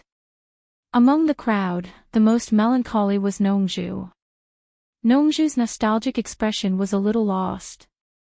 Although she was Bai Changchun's good friend, she really could not catch up with Bai Changchun anymore. Could they still sit and chat like they used to on Obedient Island? Nongzhu smiled bitterly and shook her head. Yunpeng and Wei Chuanqiu, along with several women, were also listening to Lu Yanqing's story. Yu Qianqiu and Zhang Peng were constantly discussing the arrangements for these people, especially Bai Suzhen's cultivation place. Ji Wu, who almost overturned the entire underground base after Yu Qianqiu left, was finally persuaded by Yi Shuajuan. After learning the truth from Yi Shuajuan, and remembering that she was still a virgin, she believed Yu Qianzhou's words were said out of anger. However, after learning that Yu Qianzhou had spanked her, she gritted her teeth in shame and annoyance, but she did not lose her temper in public. However, when others learned that the woman in the golden phoenix robe was the wife left behind by immortal Emperor Jin Tai when he escaped, and looked at Yu Qianzhou's dragon robe, everyone felt that Yu Qianzhou had abducted Jin Tai's wife. After the discussion was over, Yu Qianzhou looked around and suddenly realized that something was missing. He walked to the side of the women and asked, "Where is that girl, Lu Er?" The women looked at Wei Chuanqiu and said, "Her grandfather took her away." "So what if he's taken away? Why are you looking at him?" Yu Qianzhou stroked his chin and muttered to himself. Ziyi, who had changed to a new environment and had something to play with, excitedly came over and snitched on Yu Qianzhou. Luer's grandfather knows Bat King Wei. Bat King Wei seems to be quite afraid of Luer's grandfather. He doesn't even dare to raise his head after being scolded. On the other side, Wei Chuanqiu's face immediately darkened. "What a talkative girl, what are you talking about?" Ziyi stuck out her bright red tongue and shut up. Was there such a thing? Yu Qianzhou walked to Wei Chuanqiu's side with an annoyed expression and asked suspiciously, "Bat King Wei, what is going on?" Wei Chuanqiu shook her head at first and didn't want to say anything, but when she saw Bai Suzhen and Yunpeng looking at her curiously, she immediately said with a wry smile, "It's not good to let too many people know about this. Just the four of us, let's find a quiet place to talk slowly." "No problem. Follow me." Yu Qianzhou led the few of them into the depths of the underground base's passageways. They turned left and right and randomly found a secluded room. After they entered, they even laid down a soundproof barrier. In the room, Wei Chuanqiu's gaze swept across the few of them. After a moment of hesitation, she slowly said, "Actually, Luer's grandfather is the elder who told me about Jing, Yi, and Ming's past. It's him. That old man who sold snacks in the hallucinatory immortal city was actually the mysterious elder you spoke of." Yu Qianzhou exclaimed in surprise and exchanged a glance with Yunpeng. Bai Suzhen was a little confused, but she liked peace and wasn't the kind of woman who would get to the bottom of things. He sold snacks in the hallucinatory immortal city. Wei Chuanqiu was startled and immediately said with some remorse and self-blame, "That's right. He should have changed his appearance and came out to travel. When he barged into the World Commerce Association to find Luer, I didn't recognize him.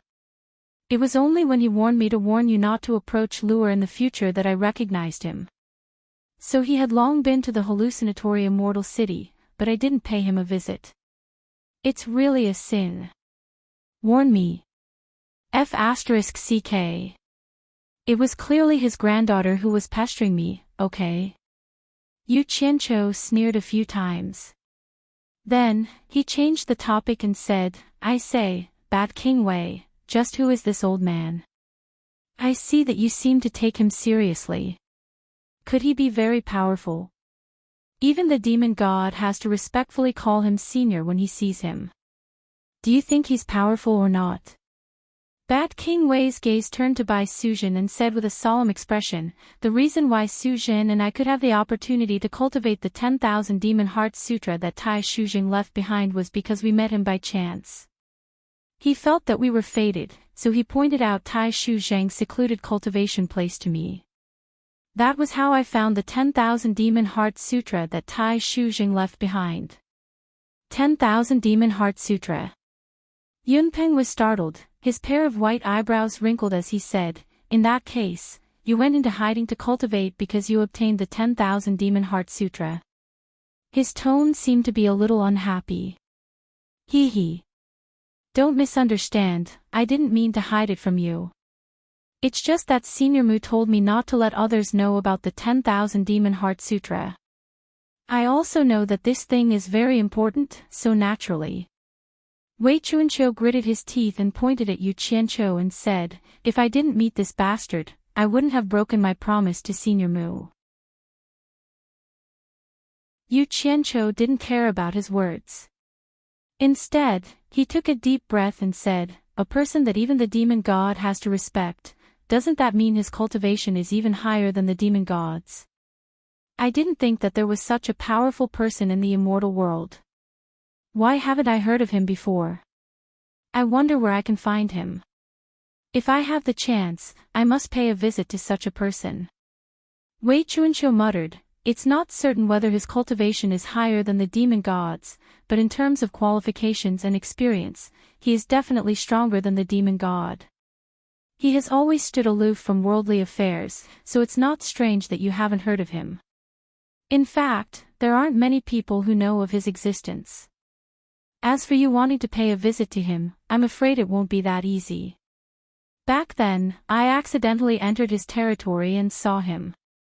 Later, when I wanted to go back to the place I entered to pay a visit to him, I found that I couldn't find the way. Maybe I remembered the wrong place. According to what you said, it's very likely that the place he lives in is another world. You accidentally entered the passageway, and then the passageway closed. Naturally, you can't find the way back in." With his current experience, Yu Qianqiu came to a very certain conclusion. He then asked, "Where was the place you first entered?" "The passageway in that place should open again. If there's a chance, I must go take a look." Wei Chuanqiu recalled and said hesitantly, "I'm not sure whether it's another world or not, because when I entered, I didn't feel the transition of the passageway between the two worlds. Back then, I went to the ancient forest of the Wood Fairy province to look for something. In the end, I had a conflict with the tree spirits in the forest. At that time, I couldn't fight against the tree spirits and was chased everywhere. I accidentally entered another world and met Senior Mu by chance. That place is called Woodkiller Sea. There are all kinds of vibrant plants everywhere. It's really a relaxing place. It's the most suitable place to live in seclusion. The Wood Fairy province, one of the 13 great immortal provinces, and that ancient forest." Yu Qianqiu pondered and nodded slightly. He had heard of it before. It seemed that the Immortal Palace had always been in control of that area. Normally, they wouldn't let anyone disturb them. They said that they didn't invade the tree spirits there. Some people had long felt that it wasn't Jin Tai's style. However, most of the sects didn't have any interest in that place, so no one paid too much attention. Now, it seemed that there was something hidden there. Yu Qianqiu couldn't help but wonder if Jin Tai also knew that mysterious Senior Mu. Woodkiller Sea. Yu Qianqiu muttered softly, "Bad King Wei, do you think that Senior Mu could be a tree spirit that has cultivated for many years? Otherwise, why would he live in a place with Mu in his name? And that environment, I'm afraid it's not a coincidence." Wei Chuanqiu immediately said disdainfully, "According to what you said, that Jin Tai's surname is Jin, and he lives in a big golden palace. Doesn't that make him a gold demon? Senior Mu is definitely not a plant spirit or something like that. He seems to have cultivated some kind of wood elemental magic art." "Jin Tai!" Yu Qianqiu cried out in surprise. He was just wondering if Jin Tai was acquainted with Senior Mu when Wei Chuanqiu mentioned Jin Tai. After hearing Wei Chuanqiu's words, he immediately thought of something between the two. After combining the cause and effect, his mind spun a few times, and he said with some bewilderment, "Could it be that Senior Mu is a wood spirit?" "Wood spirit? What do you mean?" Wei Chuanqiu asked in surprise. Yunpeng and Bai Suzhen also looked at him in confusion. "I can't explain it clearly. I'm just guessing." Yu Qianqiu waved his hand, and his eyes flickered. They waited for a while, but he still didn't come back to his senses. Yunpeng suddenly interrupted and asked, "Since someone from the Netherworld dares to attack the Dark Imperial Palace, they must have something to rely on. Will the Great Bright will be in danger if it follows Jin Tai and Bai Qi to the Netherworld?" Yu Qianqiu raised his head slightly. This was really hard to say. It was probably going to be quite dangerous. If an expert like Jin Tai Baichi were to fight, it would be very difficult for someone with the cultivation of the Great Bright Will to block it. Wei Chuanqiu was also surprised when he heard this. He stared at Yu Qianqiu and said anxiously, "Why is the Great Bright Will still following Jin Tai? Jin Tai is not a good person." From the incident at the Immortal Palace, it can be seen that he doesn't treat his subordinates as human beings. He can send his subordinates to their deaths at any time. "No, we can't let him follow Jin Tai anymore. Yu Qianqiu. Send the two of us out now. We're going to the Netherworld to find him." Yunpeng also made a heavy "and" sound, expressing his agreement. Hearing the two of them say this, Yu Qianqiu blamed himself in his heart.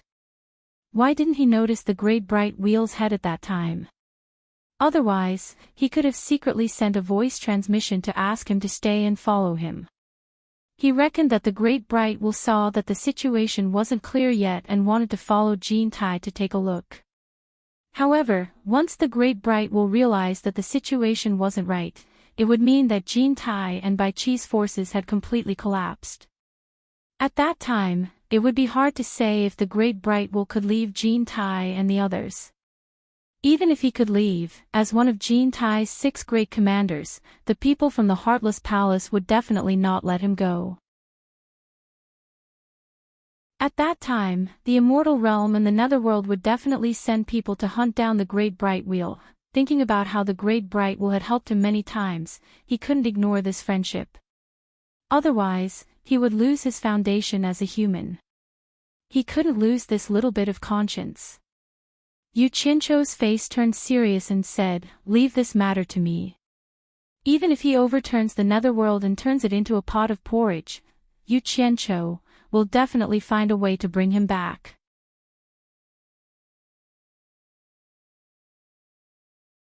Chapter 1099. You Alone.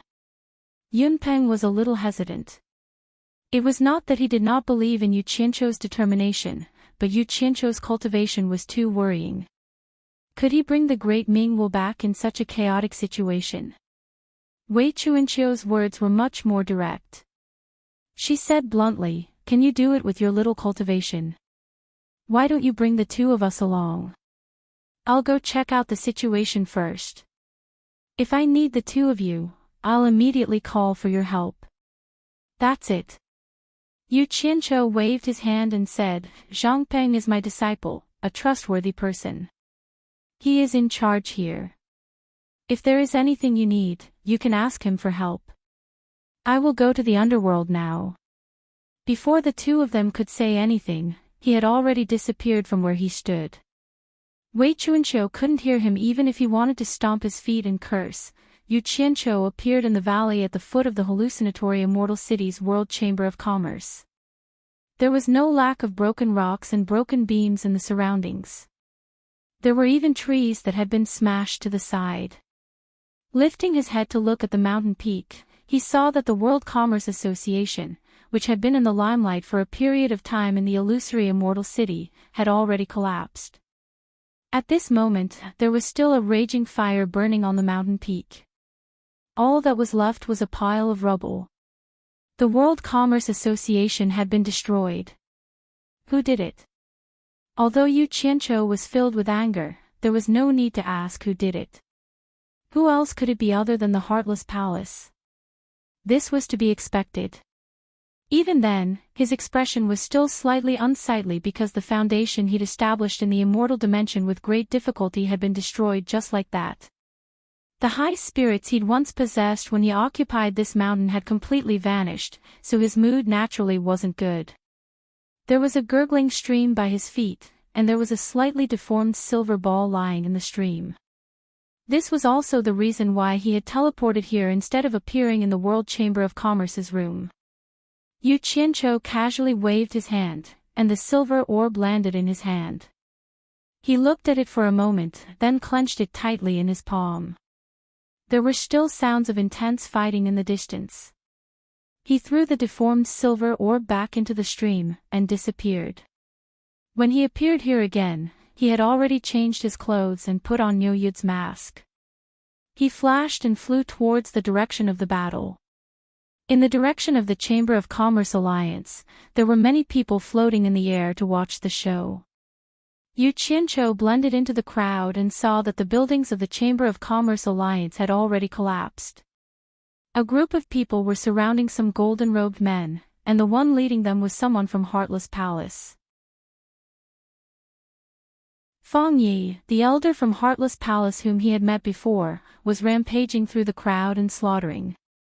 The sounds of battle were extremely intense. "My friend. What's going on?" Yu Qianqiu cupped his hands and asked the person beside him. The person being questioned had a relatively low cultivation base, an early-stage minor immortal. He turned around to look at Yu Qianqiu. Seeing that he couldn't see through his cultivation, his expression immediately became much more modest. He moved closer and pointed below, sending a voice transmission. "You should have just arrived at the illusory immortal city and haven't received the news yet. I heard that the sect master of Heartless Palace, Wang Qing, personally came out and slaughtered everyone during Immortal Emperor Jin Tai's wedding celebration. Even the Immortal Emperor and Emperor of the Underworld were defeated by him. The two supremes of Immortal and Underworld have already fled, and the entire Immortal Palace has collapsed." See, Feng Yi, the consecrator of Heartless Palace immediately gathered some sects to encircle and annihilate the remnants of the Immortal Palace. It's a pity that even we know the news, the people that the Immortal Palace sent to the Chamber of Commerce Alliance haven't received any news and are still fighting desperately here. How sad. Yu Qianqiu nodded and didn't say anything more. He turned around and looked at the mountain that was still emitting thick smoke. That person followed his gaze and raised his chin. That is the once glorious World Chamber of Commerce. Its sect master, Yu Qianqiu, had already formed a feud with Heartless Palace. I heard that this time, he even fawned on Immortal Emperor Jin Tai's wedding celebration. Great. They were the first ones that Heartless Palace took care of. However, the people of World Chamber of Commerce are really well informed. When the people of Heartless Palace arrived, the place was already empty. Everyone ran away in advance. TSK. Running away without anyone noticing, it's really admirable. Yu Qianqiu looked at this chattering guy and didn't wait for him to finish. He already flew towards the Heartless Palace's branch in a flash. That person was startled and smacked his lips as if he hadn't had enough. Some of the disciples guarding the door of the Heartless Palace's branch suddenly saw a person land and immediately blocked the incoming person with vigilance. They shouted, "Who is it?" Yu Qianqiu glanced at these people and said indifferently, "I'm here to see if there's anything to buy." Those disciples looked at each other suspiciously. Right now, everyone couldn't wait to watch the show, and suddenly, a person suddenly came to buy something. It was a bit abrupt. One of them pushed his palm up and said, "Sorry. Heartless Palace is not doing any business today." That's a pity. Absorbing Star's great skill. Yu Qianqiu let out a cold shout and swung his palm to meet the crowd. More than a dozen white mists were sucked into his sleeves, and over 100 purple flame flying swords immediately appeared around him. A pile of dried corpses scattered on the ground. Yu Qianqiu had already charged into the Heartless Palace's branch with the flying swords. Many people instantly dashed out and shouted angrily, "Who is it?" However, a group of densely packed purple flying swords rushed in and started a massacre.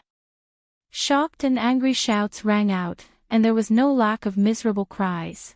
Boom. A large area of the Heartless Palace's branch collapsed. Then, purple flames shot up into the sky and immediately shocked the people in the distance. Someone is attacking the Heartless Palace's branch. That purple flame is. For a moment, there was an uproar. Heartless Palace's consecrator, Feng Yi, left the battle and flashed into the sky. He flew towards the branch with a whoosh. As soon as he arrived, he saw that the purple flames suddenly disappeared. The entire Heartless Palace's branch in front of him had turned into ashes. In Utopia, Yu Qianqiu, who had vented the anger in his heart, finally felt better. He floated in the air and closed his eyes to search for the silver ball that he had thrown in the netherworld, preparing to go to the netherworld. Unexpectedly, he discovered dozens of silver balls rapidly moving towards the passageway between the immortal realm and the netherworld. Master is still in the immortal realm?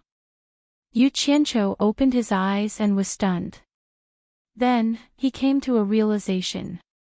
There was a long distance between the paradise immortal realm and the netherworld. Although the old man's cultivation was high, it was impossible for him to arrive in a flash. Although Yu Qianqiu had returned to settle many things, he did not spend too much time in Utopia. He then closed his eyes and sensed again. He discovered that the old man was almost at the passageway between the immortal realm and the netherworld. He happened to be near the entrance of the immortal realm and the netherworld. He had left a silver ball to locate him, so he immediately disappeared in the air to intercept him. However, Bai Changchun's flying speed was too fast. The moment Yu Qianqiu appeared in the valley outside the entrance, he saw a stream of light rushing into the entrance. He immediately shouted, "Master," but there was no response. He immediately flew towards the entrance, but he realized that none of the guards at the entrance had disappeared. They had either been killed or had escaped. However, this was not something he needed to worry about. When he arrived in front of the spinning black light in the cave, he realized that Bai Changchun was long gone. He shook his head and smiled bitterly before flashing into the black light. Once he stepped into the netherworld, he was shocked by the scene in front of him. There were broken limbs and corpses everywhere. There were huge pits everywhere, and the ancient inscription tablet was nowhere to be seen. It was obvious that a huge battle had happened here. I wonder where the netherworld royal palace is. Yu Qianqiu touched his chin and muttered for a while. He then wandered around, but found that there was no living person around. It was difficult to find someone to ask for directions. Just as he flashed back to the entrance of the passageway, there was a soft sound in the cave.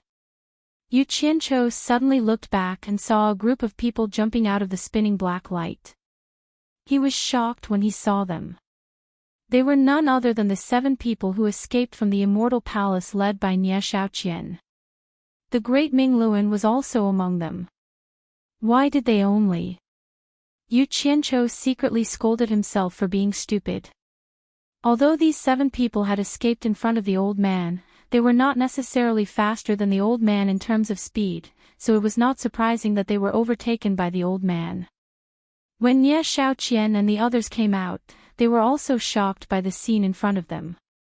There were corpses everywhere, but there was only one living person standing in front of them. Moreover, they could not see through his cultivation, which made them vigilant. They thought that Yu Qianqiu had killed so many people alone. Nie Shaoqian asked in a deep voice, "Who are you?" Yu Qianqiu glanced at her and ignored her. Instead, he cupped his fists to the great Ming Luan and said, "May I ask if you are the great Ming Luan?" When they heard this, they all looked at the great Ming Luan. The great Ming Luan was confused and cupped his fists to return the greeting, "Yes, I am. What can I do for you?" "I'm looking for you." Yu Qianqiu laughed and said, "I am Wei Chuanqiu's good friend, Niu Yud." Wei Chuanqiu heard about the shocking change in the immortal palace, and you came here. He was afraid that you would be lost, so he sent me a message to come find you. I didn't expect to meet you here. They looked at each other. The great Ming Luan's eyes flickered and said, "Niu Yud? Why have I never heard Wei Chuanqiu mention you?" He was not a fool. He would believe whatever others said, not to mention that they were in a critical period. Yu Qianqiu was speechless. He could only secretly transmit his voice, "It's me. Yu Qianqiu. I've disguised myself. Yunpeng and Wei Chuanqiu asked me to find you." On the surface, he smiled and pointed at the spinning black light. "Can we talk in private?" The great Ming Luan was stunned. He stared suspiciously at Yu Qianqiu's face and carefully examined it. This voice was really Yu Qianqiu's voice. However, with Yu Qianqiu's cultivation, how could he have arrived here before him? Seeing that the great Ming Luan did not believe him, Yu Qianqiu secretly transmitted his voice again. Wei Chuanqiu, Yun Peng, Bai Suzhen, Ma Zhong, and the Chamber of Commerce Alliance executive token that you gave me when I came to the Netherworld. Damn it, you still don't believe me.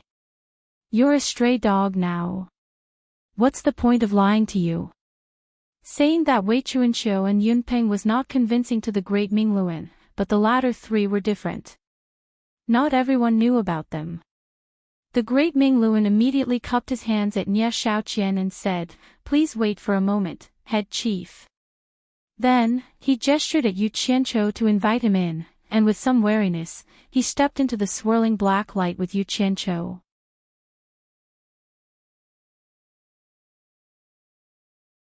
Chapter 1100. Who exactly are you?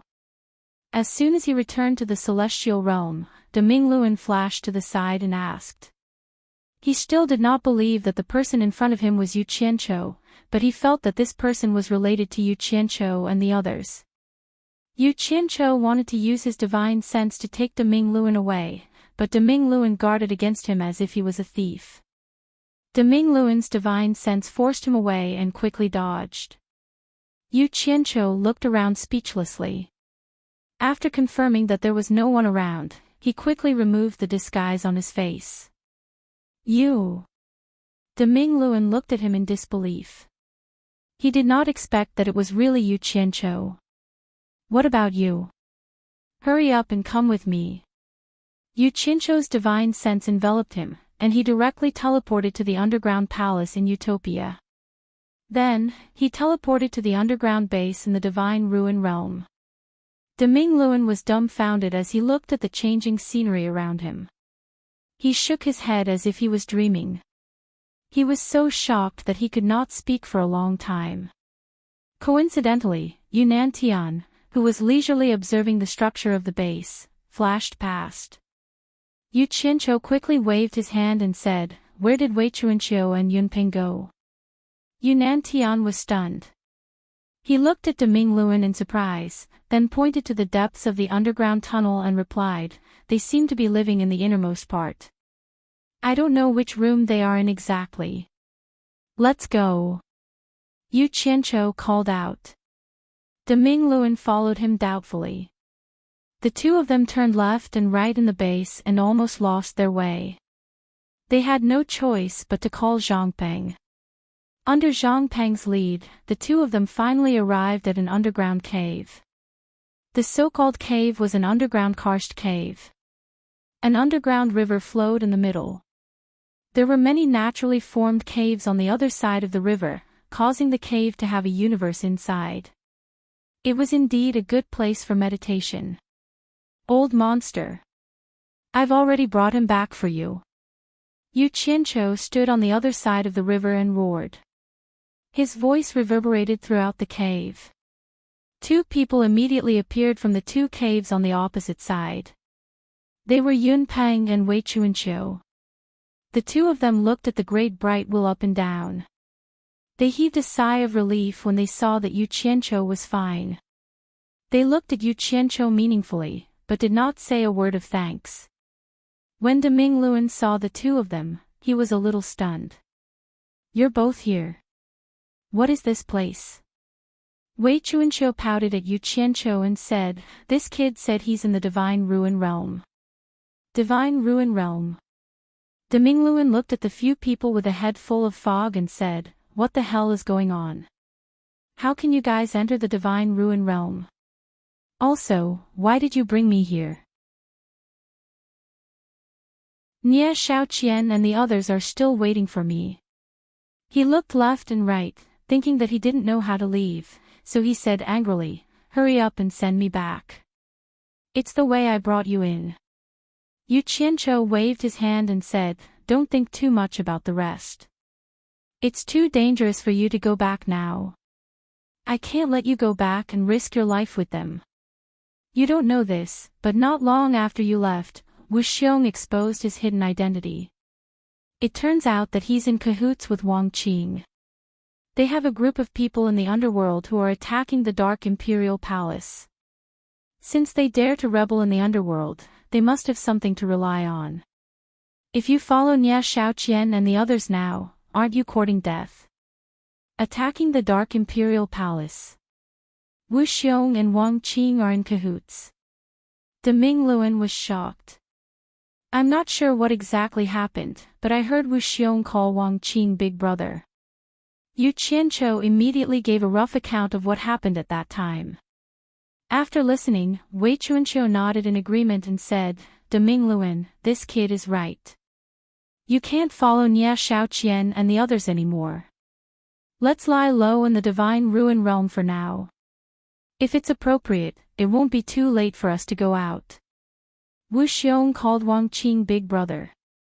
Who are their father and aunt? How dare they attack the Dark Imperial Palace? De Mingluan muttered to himself. After pondering for a long time, he suddenly raised his head and stared at Yu Qianqiu and said, Yu Qianqiu. Tell me honestly, are you sure we can stay safe and sound in the Divine Ruin Realm? As far as I know, the Divine Ruin Realm is also a place with an owner. Yu Qianqiu was startled. He shook his head and said, I really can't guarantee that. I'm not familiar with the situation in the Divine Ruin Realm, but there shouldn't be any danger in the short term where we are temporarily staying. Since that's the case, I still have to go out and meet up with Nia Shaoqian and the others. De Mingluan frowned and said, people who don't think far ahead will have immediate worries. You can't treat everything with hope, but you have to fight for it. Currently, Jin Tai and Bai Qi haven't completely failed. No one knows what the final outcome will be. If Jin Tai makes a comeback, then my position in the Immortal Palace will become more and more stable. At that time, anyone in the immortal world who wants to touch you will have to think twice. If Jin Tai and Bai Qi completely fail, it won't be too late for me to return. In short, now is not the time to give up so easily. Even if you're not in the Immortal Palace, we can still live well. We don't need you to take care of us. Wei Chuanqiu said snappily. De Mingluan smiled faintly and said, I didn't say how to take care of you. Just treat it as leaving a way out for you to play a role at a critical moment. Saying that, he turned to look at Yu Qianqiu and said, Yu Qianqiu. Quickly send me out. If I take too long, it will arouse their suspicions. Wei Chuanqiu still wanted to say something, but Yunpeng pulled him back and shook his head slightly, indicating that there was no point in arguing. Yu Qianqiu looked at both sides and saw that it was useless to continue persuading them. He immediately sighed and said, Then I'll go with you. With me by your side, if there's any danger, I can bring you back at any time. Saying that, he returned to Niu Yud's appearance. Doing this was tantamount to taking the same risk as the De Mingluan, but relatively speaking, if he could bring the De Mingluan back at any time, then the De Mingluan's safety would be greatly increased. Hearing this, Yunpeng and Wei Chuanqiu looked at Yu Qianqiu in unison. Their hearts were filled with gratitude, but they didn't show it. The De Mingluan still wanted to refuse, but Yu Qianqiu had already pulled him away and disappeared into the cave. When the two of them returned to the netherworld through the passageway between the two worlds, they found that there was no one outside. They didn't know where Nia Shaoqian and the others had gone. While they were looking at each other, Nia Shaoqian and the others flashed out from hiding on both sides, showing how careful these people were. De Mingluan. Why were you gone for so long? Nia Shaoqian's eyes flashed as she focused on Yu Qianqiu, who was standing next to the De Mingluan. Next to her, Qingyang looked at Yu Qianqiu with a slightly suspicious gaze. Chief Steward, please don't be so suspicious. This subordinate has received some bad news and is waiting for Chief Steward to make a decision. The De Mingluan quickly told them about Wu Xiong's betrayal and the attack on the Netherworld Royal Palace. After hearing this, everyone revealed a shocked expression. Nie Xiaoqian coldly snorted and said, I was wondering why Wu Xiong didn't escape with us. So he was with them. No wonder the immortal emperor felt that something was wrong with him and asked me to secretly send people to investigate him. It's a pity that he took the initiative. Otherwise, he would be begging for death. What do we do now? Do we still rush to the Netherworld Royal Palace? The De Ming Luan asked. Then what do you think we should do? Nie Xiaoqian slightly sighed and said, even if the Netherworld Royal Palace is really attacked, we still have to find a way to meet up with the Immortal Emperor. If we follow the Immortal Emperor, we might have another way out. Otherwise, with just the few of us, I'm afraid we won't be able to survive. Everyone was silent. Who would have thought that the sky would change so suddenly? Nie Xiaoqian waved her hand and said, let's go to the Netherworld Royal Palace. Along the way, we'll act according to the situation. Under the dark blue sky, the sounds of battle could be heard. Around the main peak of the Minghuang Mountain, which was surrounded by 5 peaks, there were as many people as ants fighting each other. Violent explosions could be heard continuously. Flashes of light flew everywhere, and blood and flesh flew everywhere. Screams of pain could be heard continuously. Amidst the rolling dark clouds in the sky, huge green snakes that were as thick as dragons opened their bloody mouths and launched sneak attacks on people who flew by at lightning speed, biting them to death and swallowing them into their stomachs. On the ground, there were all kinds of ferocious monsters colliding with each other. Some had huge bodies, some had sharp fangs, and some had thick scales. They fought and tore at each other, not stopping until one of them was dead. Around the Minghuang Mountain, there were chaotic battles and rivers of blood. The pungent smell of blood stimulated the ferocious monsters, causing them to roar loudly and become more and more restless. Countless black-armored soldiers and all kinds of ferocious-looking monsters attacked the Minghuang Mountain from all directions. The Minghuang Mountain was also filled with people who were defending against the enemies. Soldiers in silver, purple, blue, and yellow armors were mixed together in battle formations. It looked messy, but in fact, it was orderly.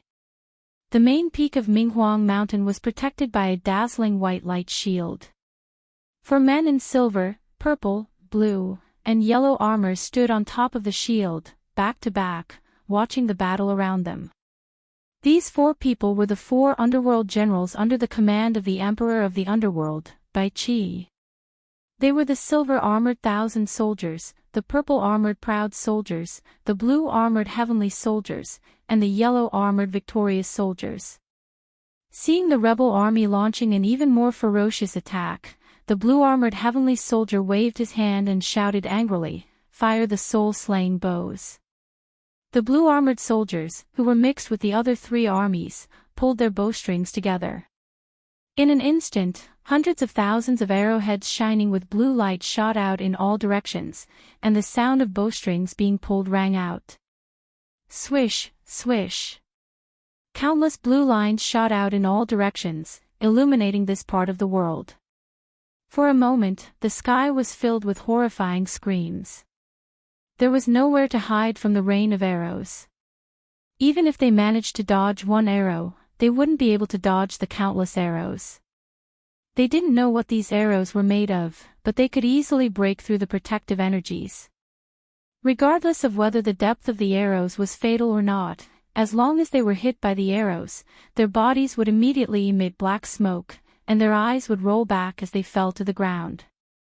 Wave after wave of arrows were shot out, and the people in the sky kept falling. The people on the ground fell like wheat being reaped. The attackers couldn't get close at all. If there was a fish that slipped through the net or an expert that barged in and launched a fierce attack, the yellow-armored soldier would immediately put together the shield in his hand and burst out a towering yellow pillar of light to counteract the fierce attack. The purple-armored soldier would immediately brandish his huge sickle to kill. Often, several sickles would hook onto a person at the same time, tearing them apart or cutting them into pieces.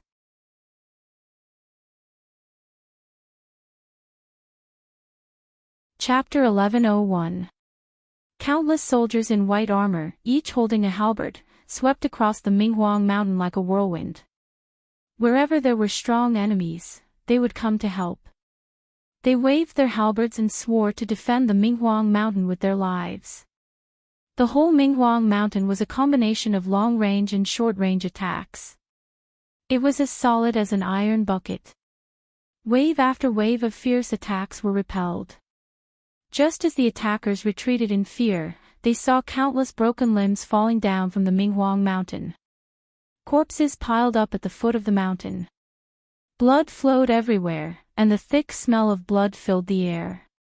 Some bloodthirsty monsters couldn't bear to give up on the delicious food in front of them. They didn't retreat with the troops. Instead, they lay on the piles of corpses and ate them. Immediately, dozens of blue lights shot out from the mountain. The monsters couldn't dodge in time. After being hit by the arrows, they fell down with black smoke rising from their bodies, becoming one of the piles of corpses. In the distance, many forces belonging to the Minghuang Palace knew that someone was attacking the Minghuang Palace. Therefore, they came from all over the underworld to help the king. The rebellious army of Dark Nether had also gathered a large number of troops from all directions. Their numbers and strength were obviously superior to the troops sent to rescue the emperor. Both sides were engaged in a fierce battle in the surroundings of the Minghuang mountain. Standing on the white light shield, the silver-armored 1,000 soldiers looked down at the Minghuang mountain. Seeing that another attack had been repelled, he said solemnly, "Something is wrong. It doesn't look like the Blackpool Bitches force is rebelling. There are other forces adding fuel to the fire. Immediately send a message to the army stationed in the Endless Horizon to bring all the Purgatory army here." The other three were slightly shocked. The purple-armored Ao Jun said, "I'm afraid this is not appropriate. The Purgatory army needs to suppress the countless prisoners in the Endless Horizon. If the army brings all the Purgatory army here, once the prisoners escape, they will become a great threat to the Minghuang Palace. You should know that all the prisoners in the Endless Horizon hate the Minghuang Palace to the core." The silver-armored 1,000 soldiers took a deep breath of the thick smell of blood in the air and shouted coldly, "Kill! Let the army execute all the prisoners immediately. Execute all the prisoners." The three of them exclaimed in shock at the same time. After so many years, there were already over 100 million prisoners imprisoned in the Endless Horizon. What did it mean to kill all of them? Huang Jiaxingjun sucked in a breath of cold air and said, "There are nearly 100 million prisoners imprisoned in the Endless Horizon. They are the coolies who forge weapons for the Dark North Palace. If we kill them all, we will cut off the source of our weapons, and in the future, we will be suppressed by the immortal realm. An army of 1,000. You should think twice before you act. You worry too much." The silver-armored 1,000 soldier waved his hand and pointed at the densely packed rebel army that was rushing over from afar. He said sternly, "Kill all the prisoners in the Endless Horizon. After that, there will be many more people here to replace them. Why worry about the Endless Horizon running out of coolies? You've heard the news from the Immortal Realm. Once the Immortal Palace collapses, the entire force of the Immortal Palace will immediately collapse. We can't afford to lose the Underworld Royal Palace. It is the symbol of the Underworld Sovereign's rule over the Underworld.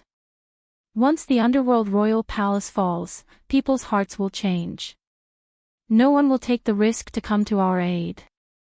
So, what we need to do is to kill the rebels at all costs and protect the Underworld Royal Palace until the Underworld Sovereign returns. As long as the Underworld Royal Palace stands in the Underworld, as long as the symbol of the Underworld Sovereign's rule over the Underworld remains, those who have ulterior motives will not dare to act recklessly. Do you understand what I mean?" The three of them looked solemn and immediately understood the seriousness of the matter.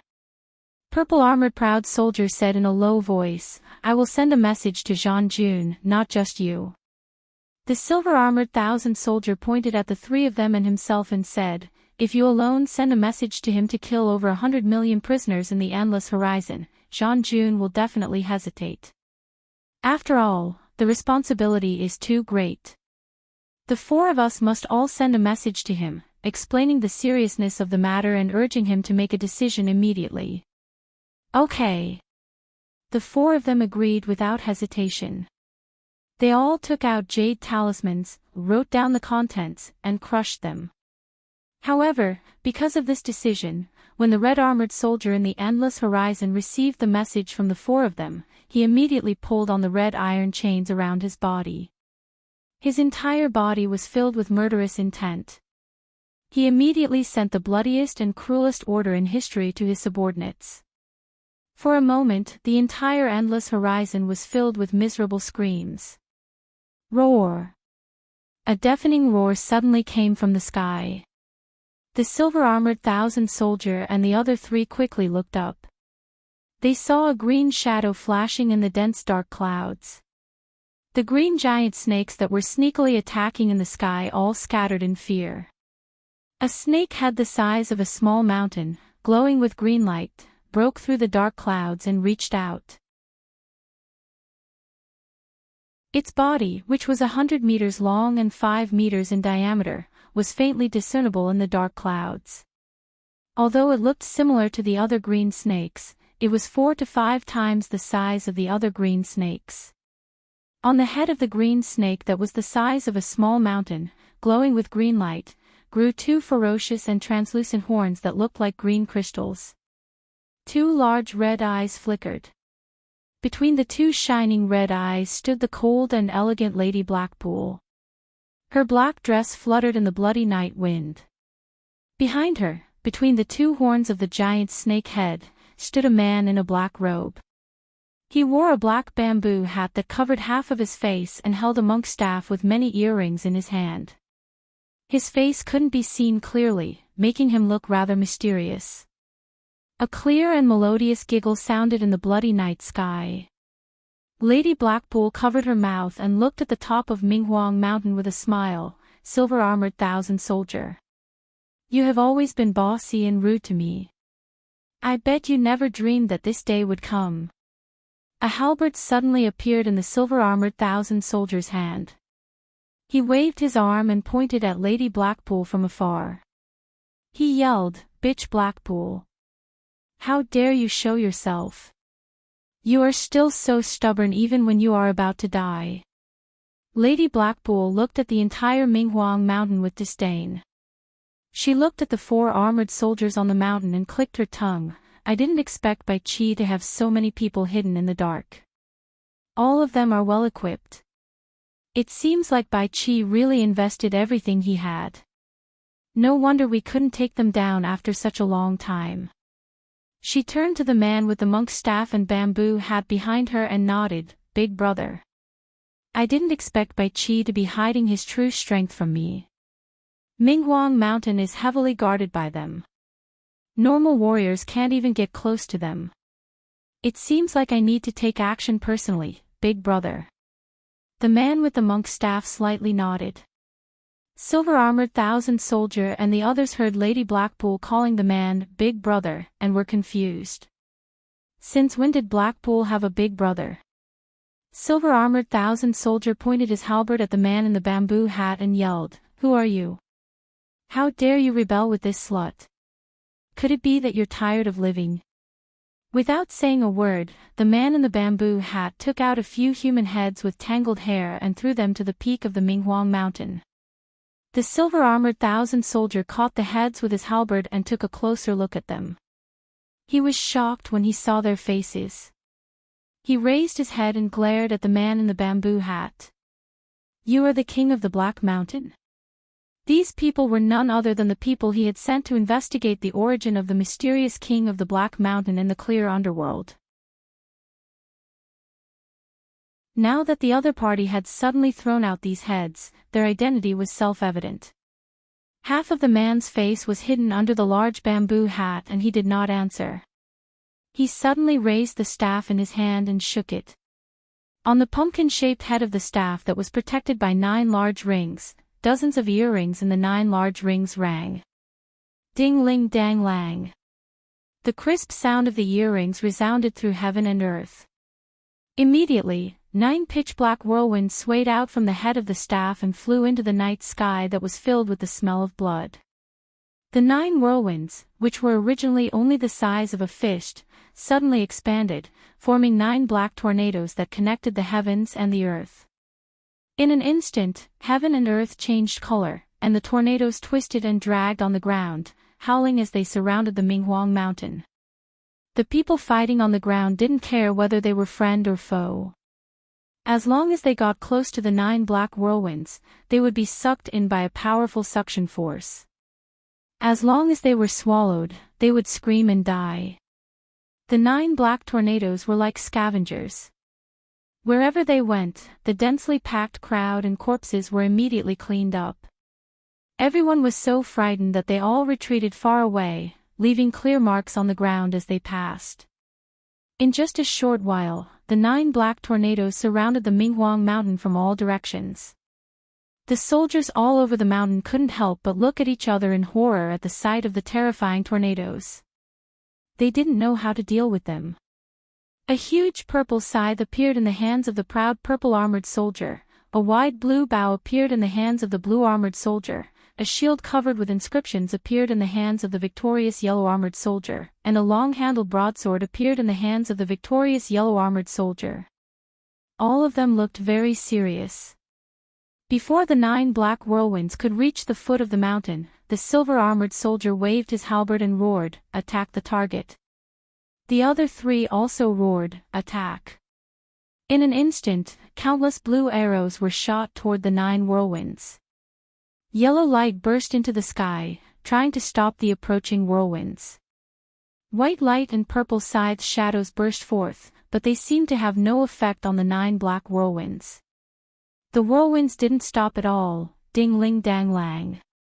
The earrings on the staff rang again, and the countless blue arrows that had been swallowed by the tornadoes suddenly shot back. Instantly, a large number of soldiers on Minghuang Mountain fell to the ground. The tornadoes stepped onto the Minghuang Mountain almost instantaneously, and with a series of clanging sounds, 9 tornadoes circled around the entire Minghuang Mountain from the foot of the mountain, forming a formation that spiraled upward. The desperate resistance of the soldiers on the mountain had no effect. Wherever the whirlwinds passed, they were easily sucked in and devoured. Immediately, the Minghuang Mountain experienced a catastrophe that hadn't been seen for a long time. Miserable screams rang out one after another. Despite the cruelty of the situation, none of the soldiers in the 4-colored armor tried to escape. In their desperate resistance, they could only watch helplessly as they were swallowed up by the whirlwinds. The silver-armored soldier and the other 3 glared at them. These were their trusted disciples who had followed them for many years.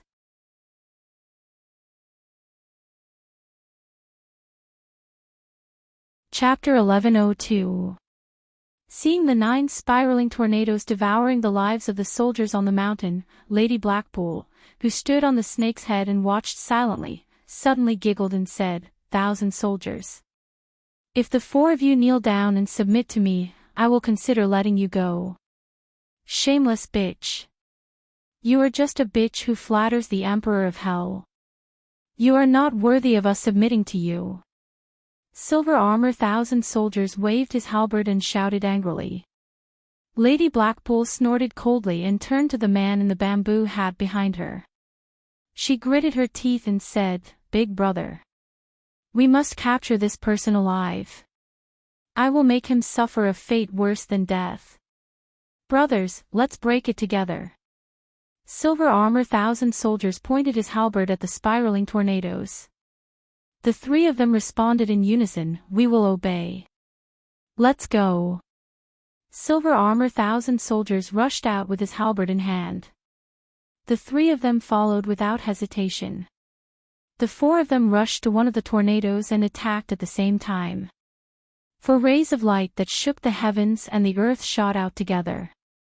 Boom! The air vibrated violently and instantly shattered the tornado. However, the wind was shapeless and the clouds were shapeless. The clanking sound from the earrings of the monk's staff sounded again. The scattered tornado instantly condensed and formed again. The happy expressions on the four of their faces froze. Ding-ling-dang-lang, the sound of the monk's staff seemed to contain an inexhaustible amount of magic. The tornado suddenly split into four and surrounded the four of them. Then, the tornado once again formed into a tornado, wrapping the four of them in the eye of the tornado. The eye of the tornado was filled with great pressure. At the same time, countless tangible wind blades were condensed and attacked the four of them. Not good. Silver Armor 1,000 Soldiers used all his strength to strike with his halberd. The force was instantly dissipated by the spinning tornado. He immediately shouted, "Hurry, let's work together and open a way out." The wind whistled past their ears, and it was almost impossible to hear what they were saying to each other. However, the four of them could be said to be of one mind, and they simultaneously attacked in the same direction. Hong! Four powerful rays of light instantly broke open a gap, and the four of them immediately teleported out. Almost at the same time that the four of them left, the gap closed. The four of them quickly returned to the top of the mountain. Looking at the tornado that continued to spiral towards the top of the mountain, then looking at their subordinates that were constantly being devoured, a trace of sorrow flashed across their faces. It wasn't that they didn't want to risk their lives, but they simply couldn't do anything about this strange tornado. They had a feeling of helplessness, as if they had nowhere to use their strength. "We can't let our brothers die in vain." Huang Jiashengjun cried out in sorrow. Silver-armored 1,000 soldiers' bones creaked, knowing that they couldn't hold the Minghuang mountain for much longer. Just as he was about to order everyone to retreat, a furious roar came from the distance. "How dare you!" This voice was so familiar. The four of them shuddered, their faces full of joy. "The Emperor of the Underworld is back," the silver-armored soldier exclaimed. Everyone looked in the direction of the sound, only to see a white light and a golden glow cutting through the night sky. "Jin Tai! Help me kill these traitors!" The angry roar resounded through the sky again. The white light suddenly shot out a black light toward the ground. The black light instantly expanded in the shape of a fan. The light engulfed and strangled the crowd below. Suddenly, there was a series of screams. Countless people were turned into ashes under the rotating strangulation of the black light. "The Emperor of the Underworld is back!" Someone shouted in fear. The name Emperor of the Underworld was a very powerful deterrent in the underworld. Countless people immediately fled without a care in the world. At the same time, a golden rod instantly grew to several hundred meters long. It spun as it was tossed out. It rushed into the crowd below and began to hit them without restraint. Amidst the rumbling sounds, screams rose and fell. People fled in all directions, unable to resist. The two streaks of light, one golden and one white, killed countless people in an instant. The two of them passed through the tornadoes and landed on the white barrier. The silver-armored soldier and the other three bowed in unison and said, "Greetings, Emperor of the Underworld, greetings, Immortal Emperor." Bai Qi waved his hand and didn't pay attention to the four of them. He looked around at the 9 tornadoes with a gloomy expression. Listening to the incessant screams and seeing so many core forces of the Immortal Palace rapidly dying, Jin Tai's expression changed even more. Now that his Immortal Palace's forces had collapsed, he needed to borrow Bai Qi's forces to rebuild the immortal world. If he allowed Bai Qi's forces to collapse as well, he wouldn't have any forces left to take control of the immortal world. "You dare to show off your insignificant skills here? See how I break it!" Jin Tai shouted and spat out golden powder from his mouth. The powder turned into 9 golden clouds and rushed towards the 9 tornadoes. In an instant, they were all swallowed by the tornadoes, and the black tornadoes turned into a dark golden color in the blink of an eye. The dark golden light flashed in the tornadoes and the 9 tornadoes slowed down in an instant. The golden powder inside was spinning in the opposite direction to counteract the speed of the tornadoes. The power of the tornadoes lay in their rotation. Since they couldn't rotate anymore, they naturally couldn't become tornadoes and wouldn't have any destructive power. In the blink of an eye, the 9 tornadoes were annihilated, leaving only 9 golden dragons that connected the heaven and earth. Jean Tai opened his mouth and sucked the 9 golden dragons back into his stomach. It was a miraculous feat. Everyone on the mountain looked at Jean Tai with cold eyes. An immortal emperor was indeed an immortal emperor. Even the 4 underworld generals couldn't break it, but he just opened his mouth and broke it. The arrival of the emperor of the underworld and the immortal emperor gave the majority of the people on the mountain a sense of relief. Bai Qi glanced at Jean Tai and didn't expect him to do this. Jean Tai expressionlessly looked at the head of the giant snake in the sky and said, "I didn't expect someone in the underworld to know the wind manipulation technique. There was one in the immortal realm, but it was sealed by me." In front of the people, he still acted like an emperor and didn't feel like a stray dog. He turned to Bai Qi and asked, "Bai Qi, how did you do it?" "Hey Qi, this little bitch has been nurtured by you for a long time, but she still dares to bite you, her master. I told you to give her to me, but you didn't want to do it. Now, you have raised a tiger and brought disaster to yourself." Bai Qi coldly stared at Madame Hei Qi and shouted, "Bitch! Come over here and kneel." His shout scared many people. The power of the Emperor of the Underworld had seeped into their bones. Many soldiers of the army of the Underworld were already running away quietly. Even the Madam of Blackpool, who had been flattered by the Underworld Emperor for a long time, couldn't help but tremble in fear when she heard Bai Qi's stern shout. She almost knelt down and begged for mercy. However, it was just a momentary illusion. She had been preparing for this day for so many years.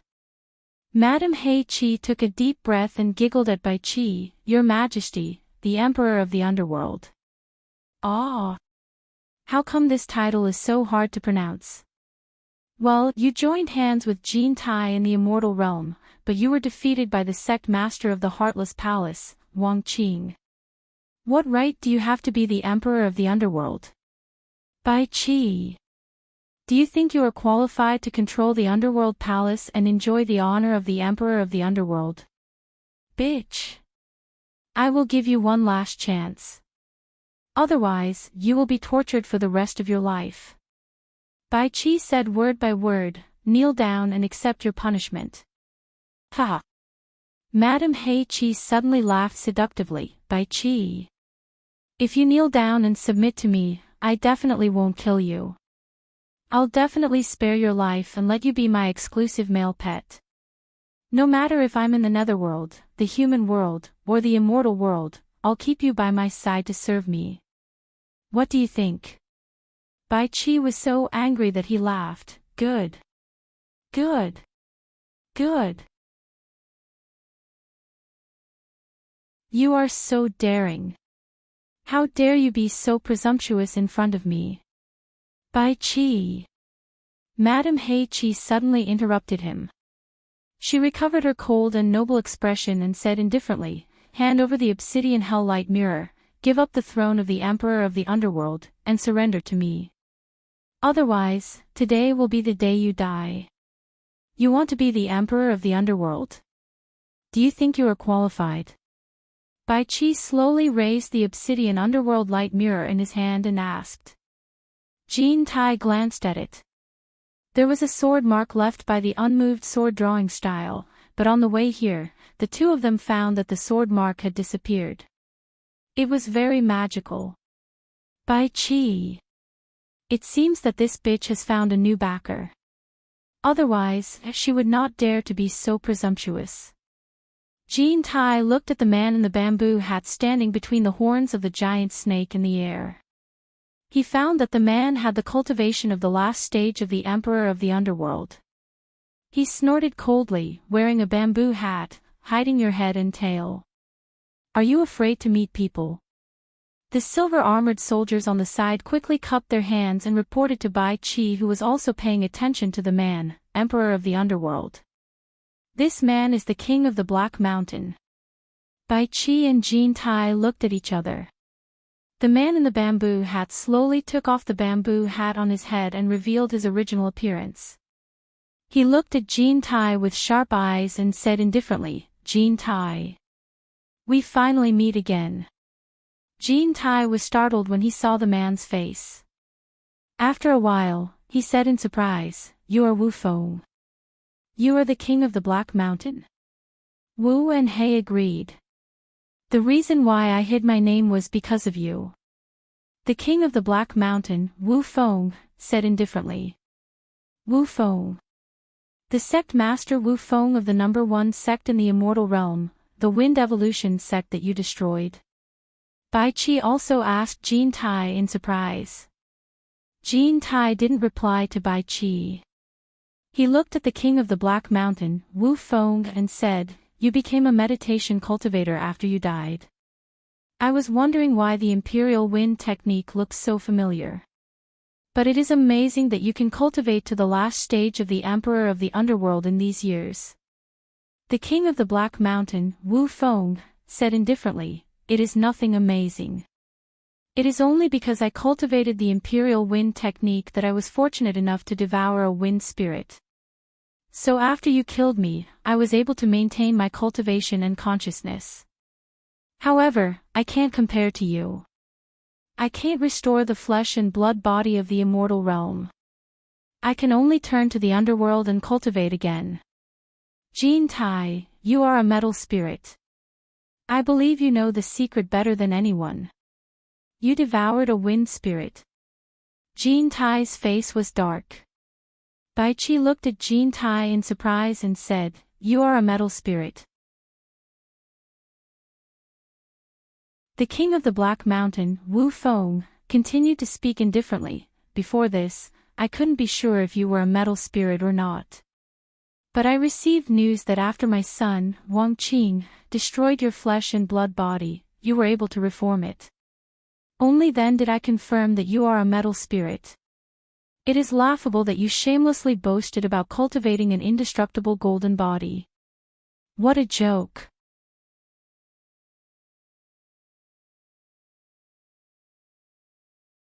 Chapter 1103.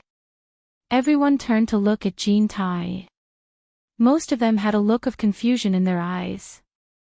They didn't know what the metal spirit and wind spirit were, but those like Bai Qi who knew were all shocked.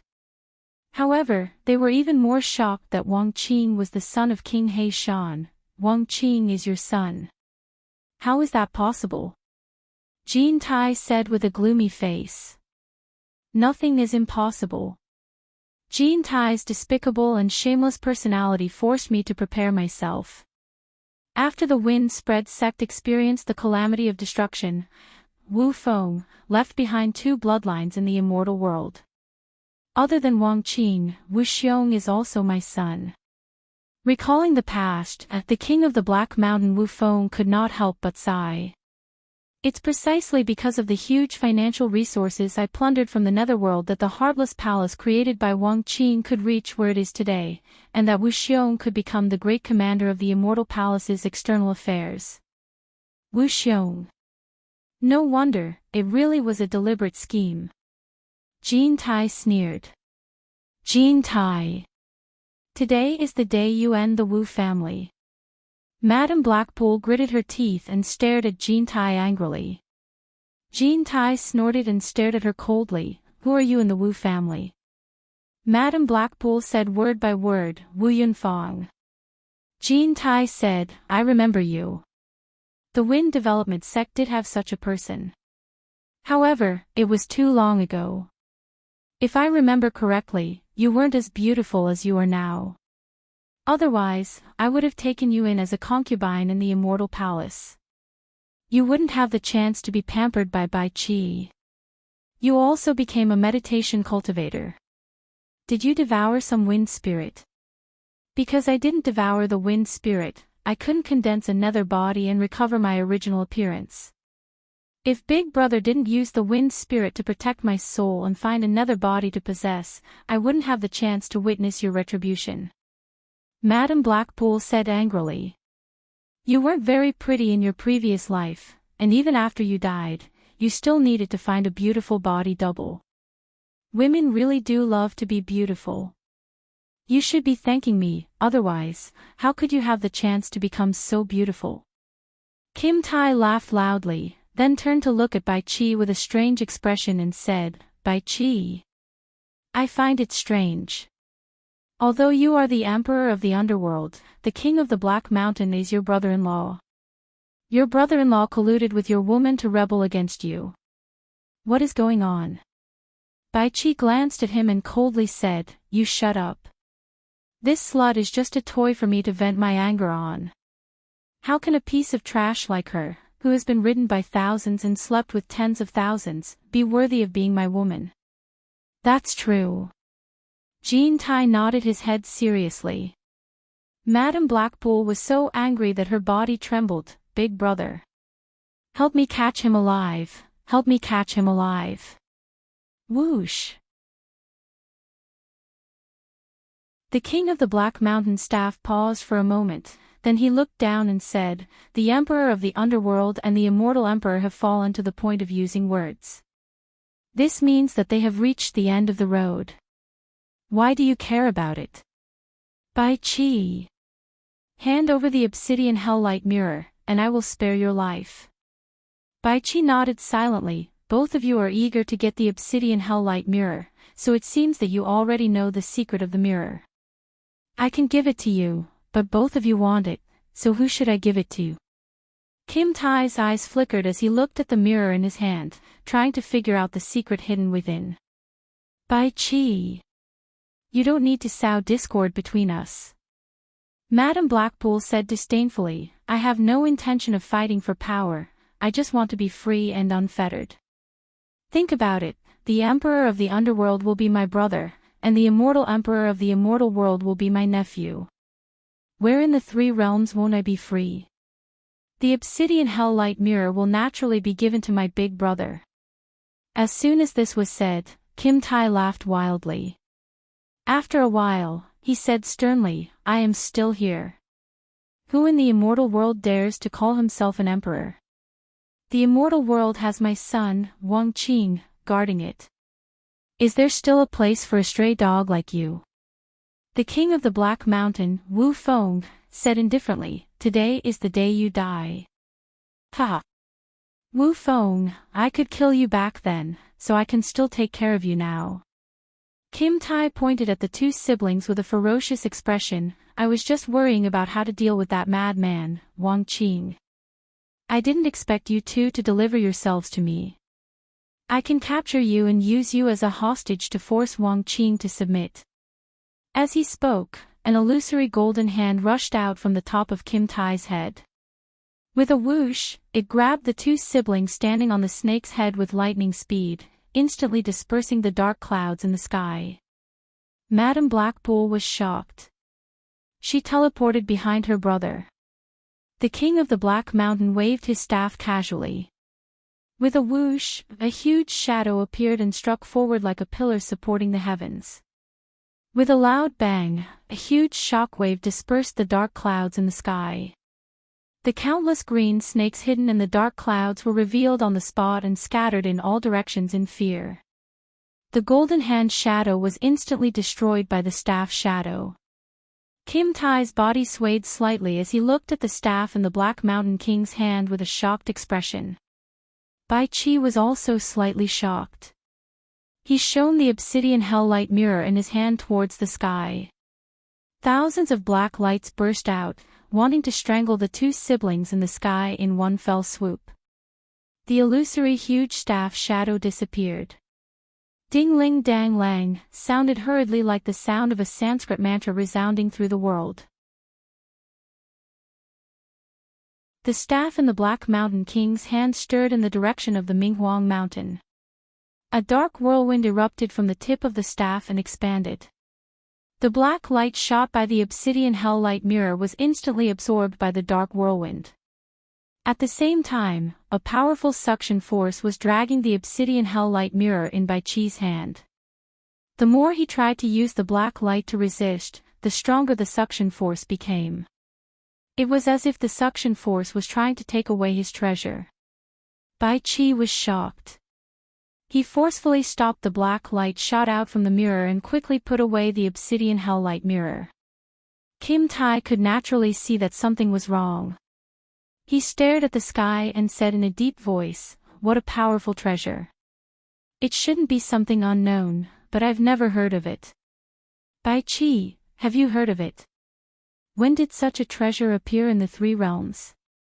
I can see that he hasn't mastered it yet. It seems like he can't fully unleash the treasure's power." Bai Chi looked at the sky and shook his head in doubt, indicating that he didn't know either. The Black Mountain King in the sky was relieved after defeating their attacks.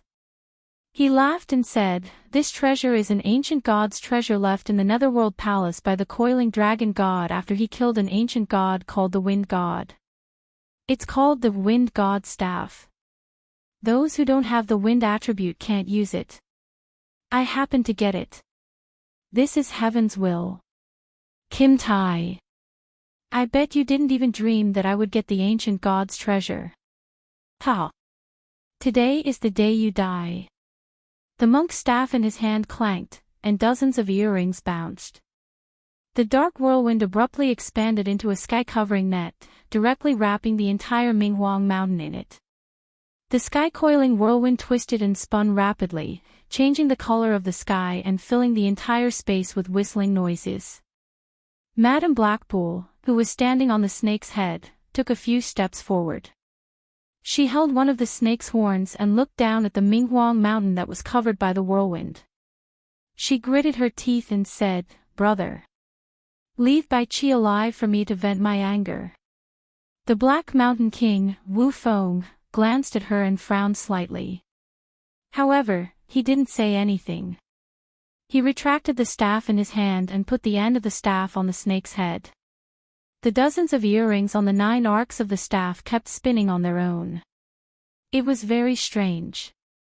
The people who were trapped on the Minghuang Mountain turned pale with fright. It was as if they were trapped in endless darkness. The strong wind wrapped around them like sharp blades. The strong tearing force instantly pulled many people into it. Countless screams sounded. Those who were pulled into it were cut into pieces in the blink of an eye. Not even their bones could be seen. The soil and stones on the mountain were blown up like meteors, and there were rumbling sounds everywhere, forcing everyone to release their protective aura to resist.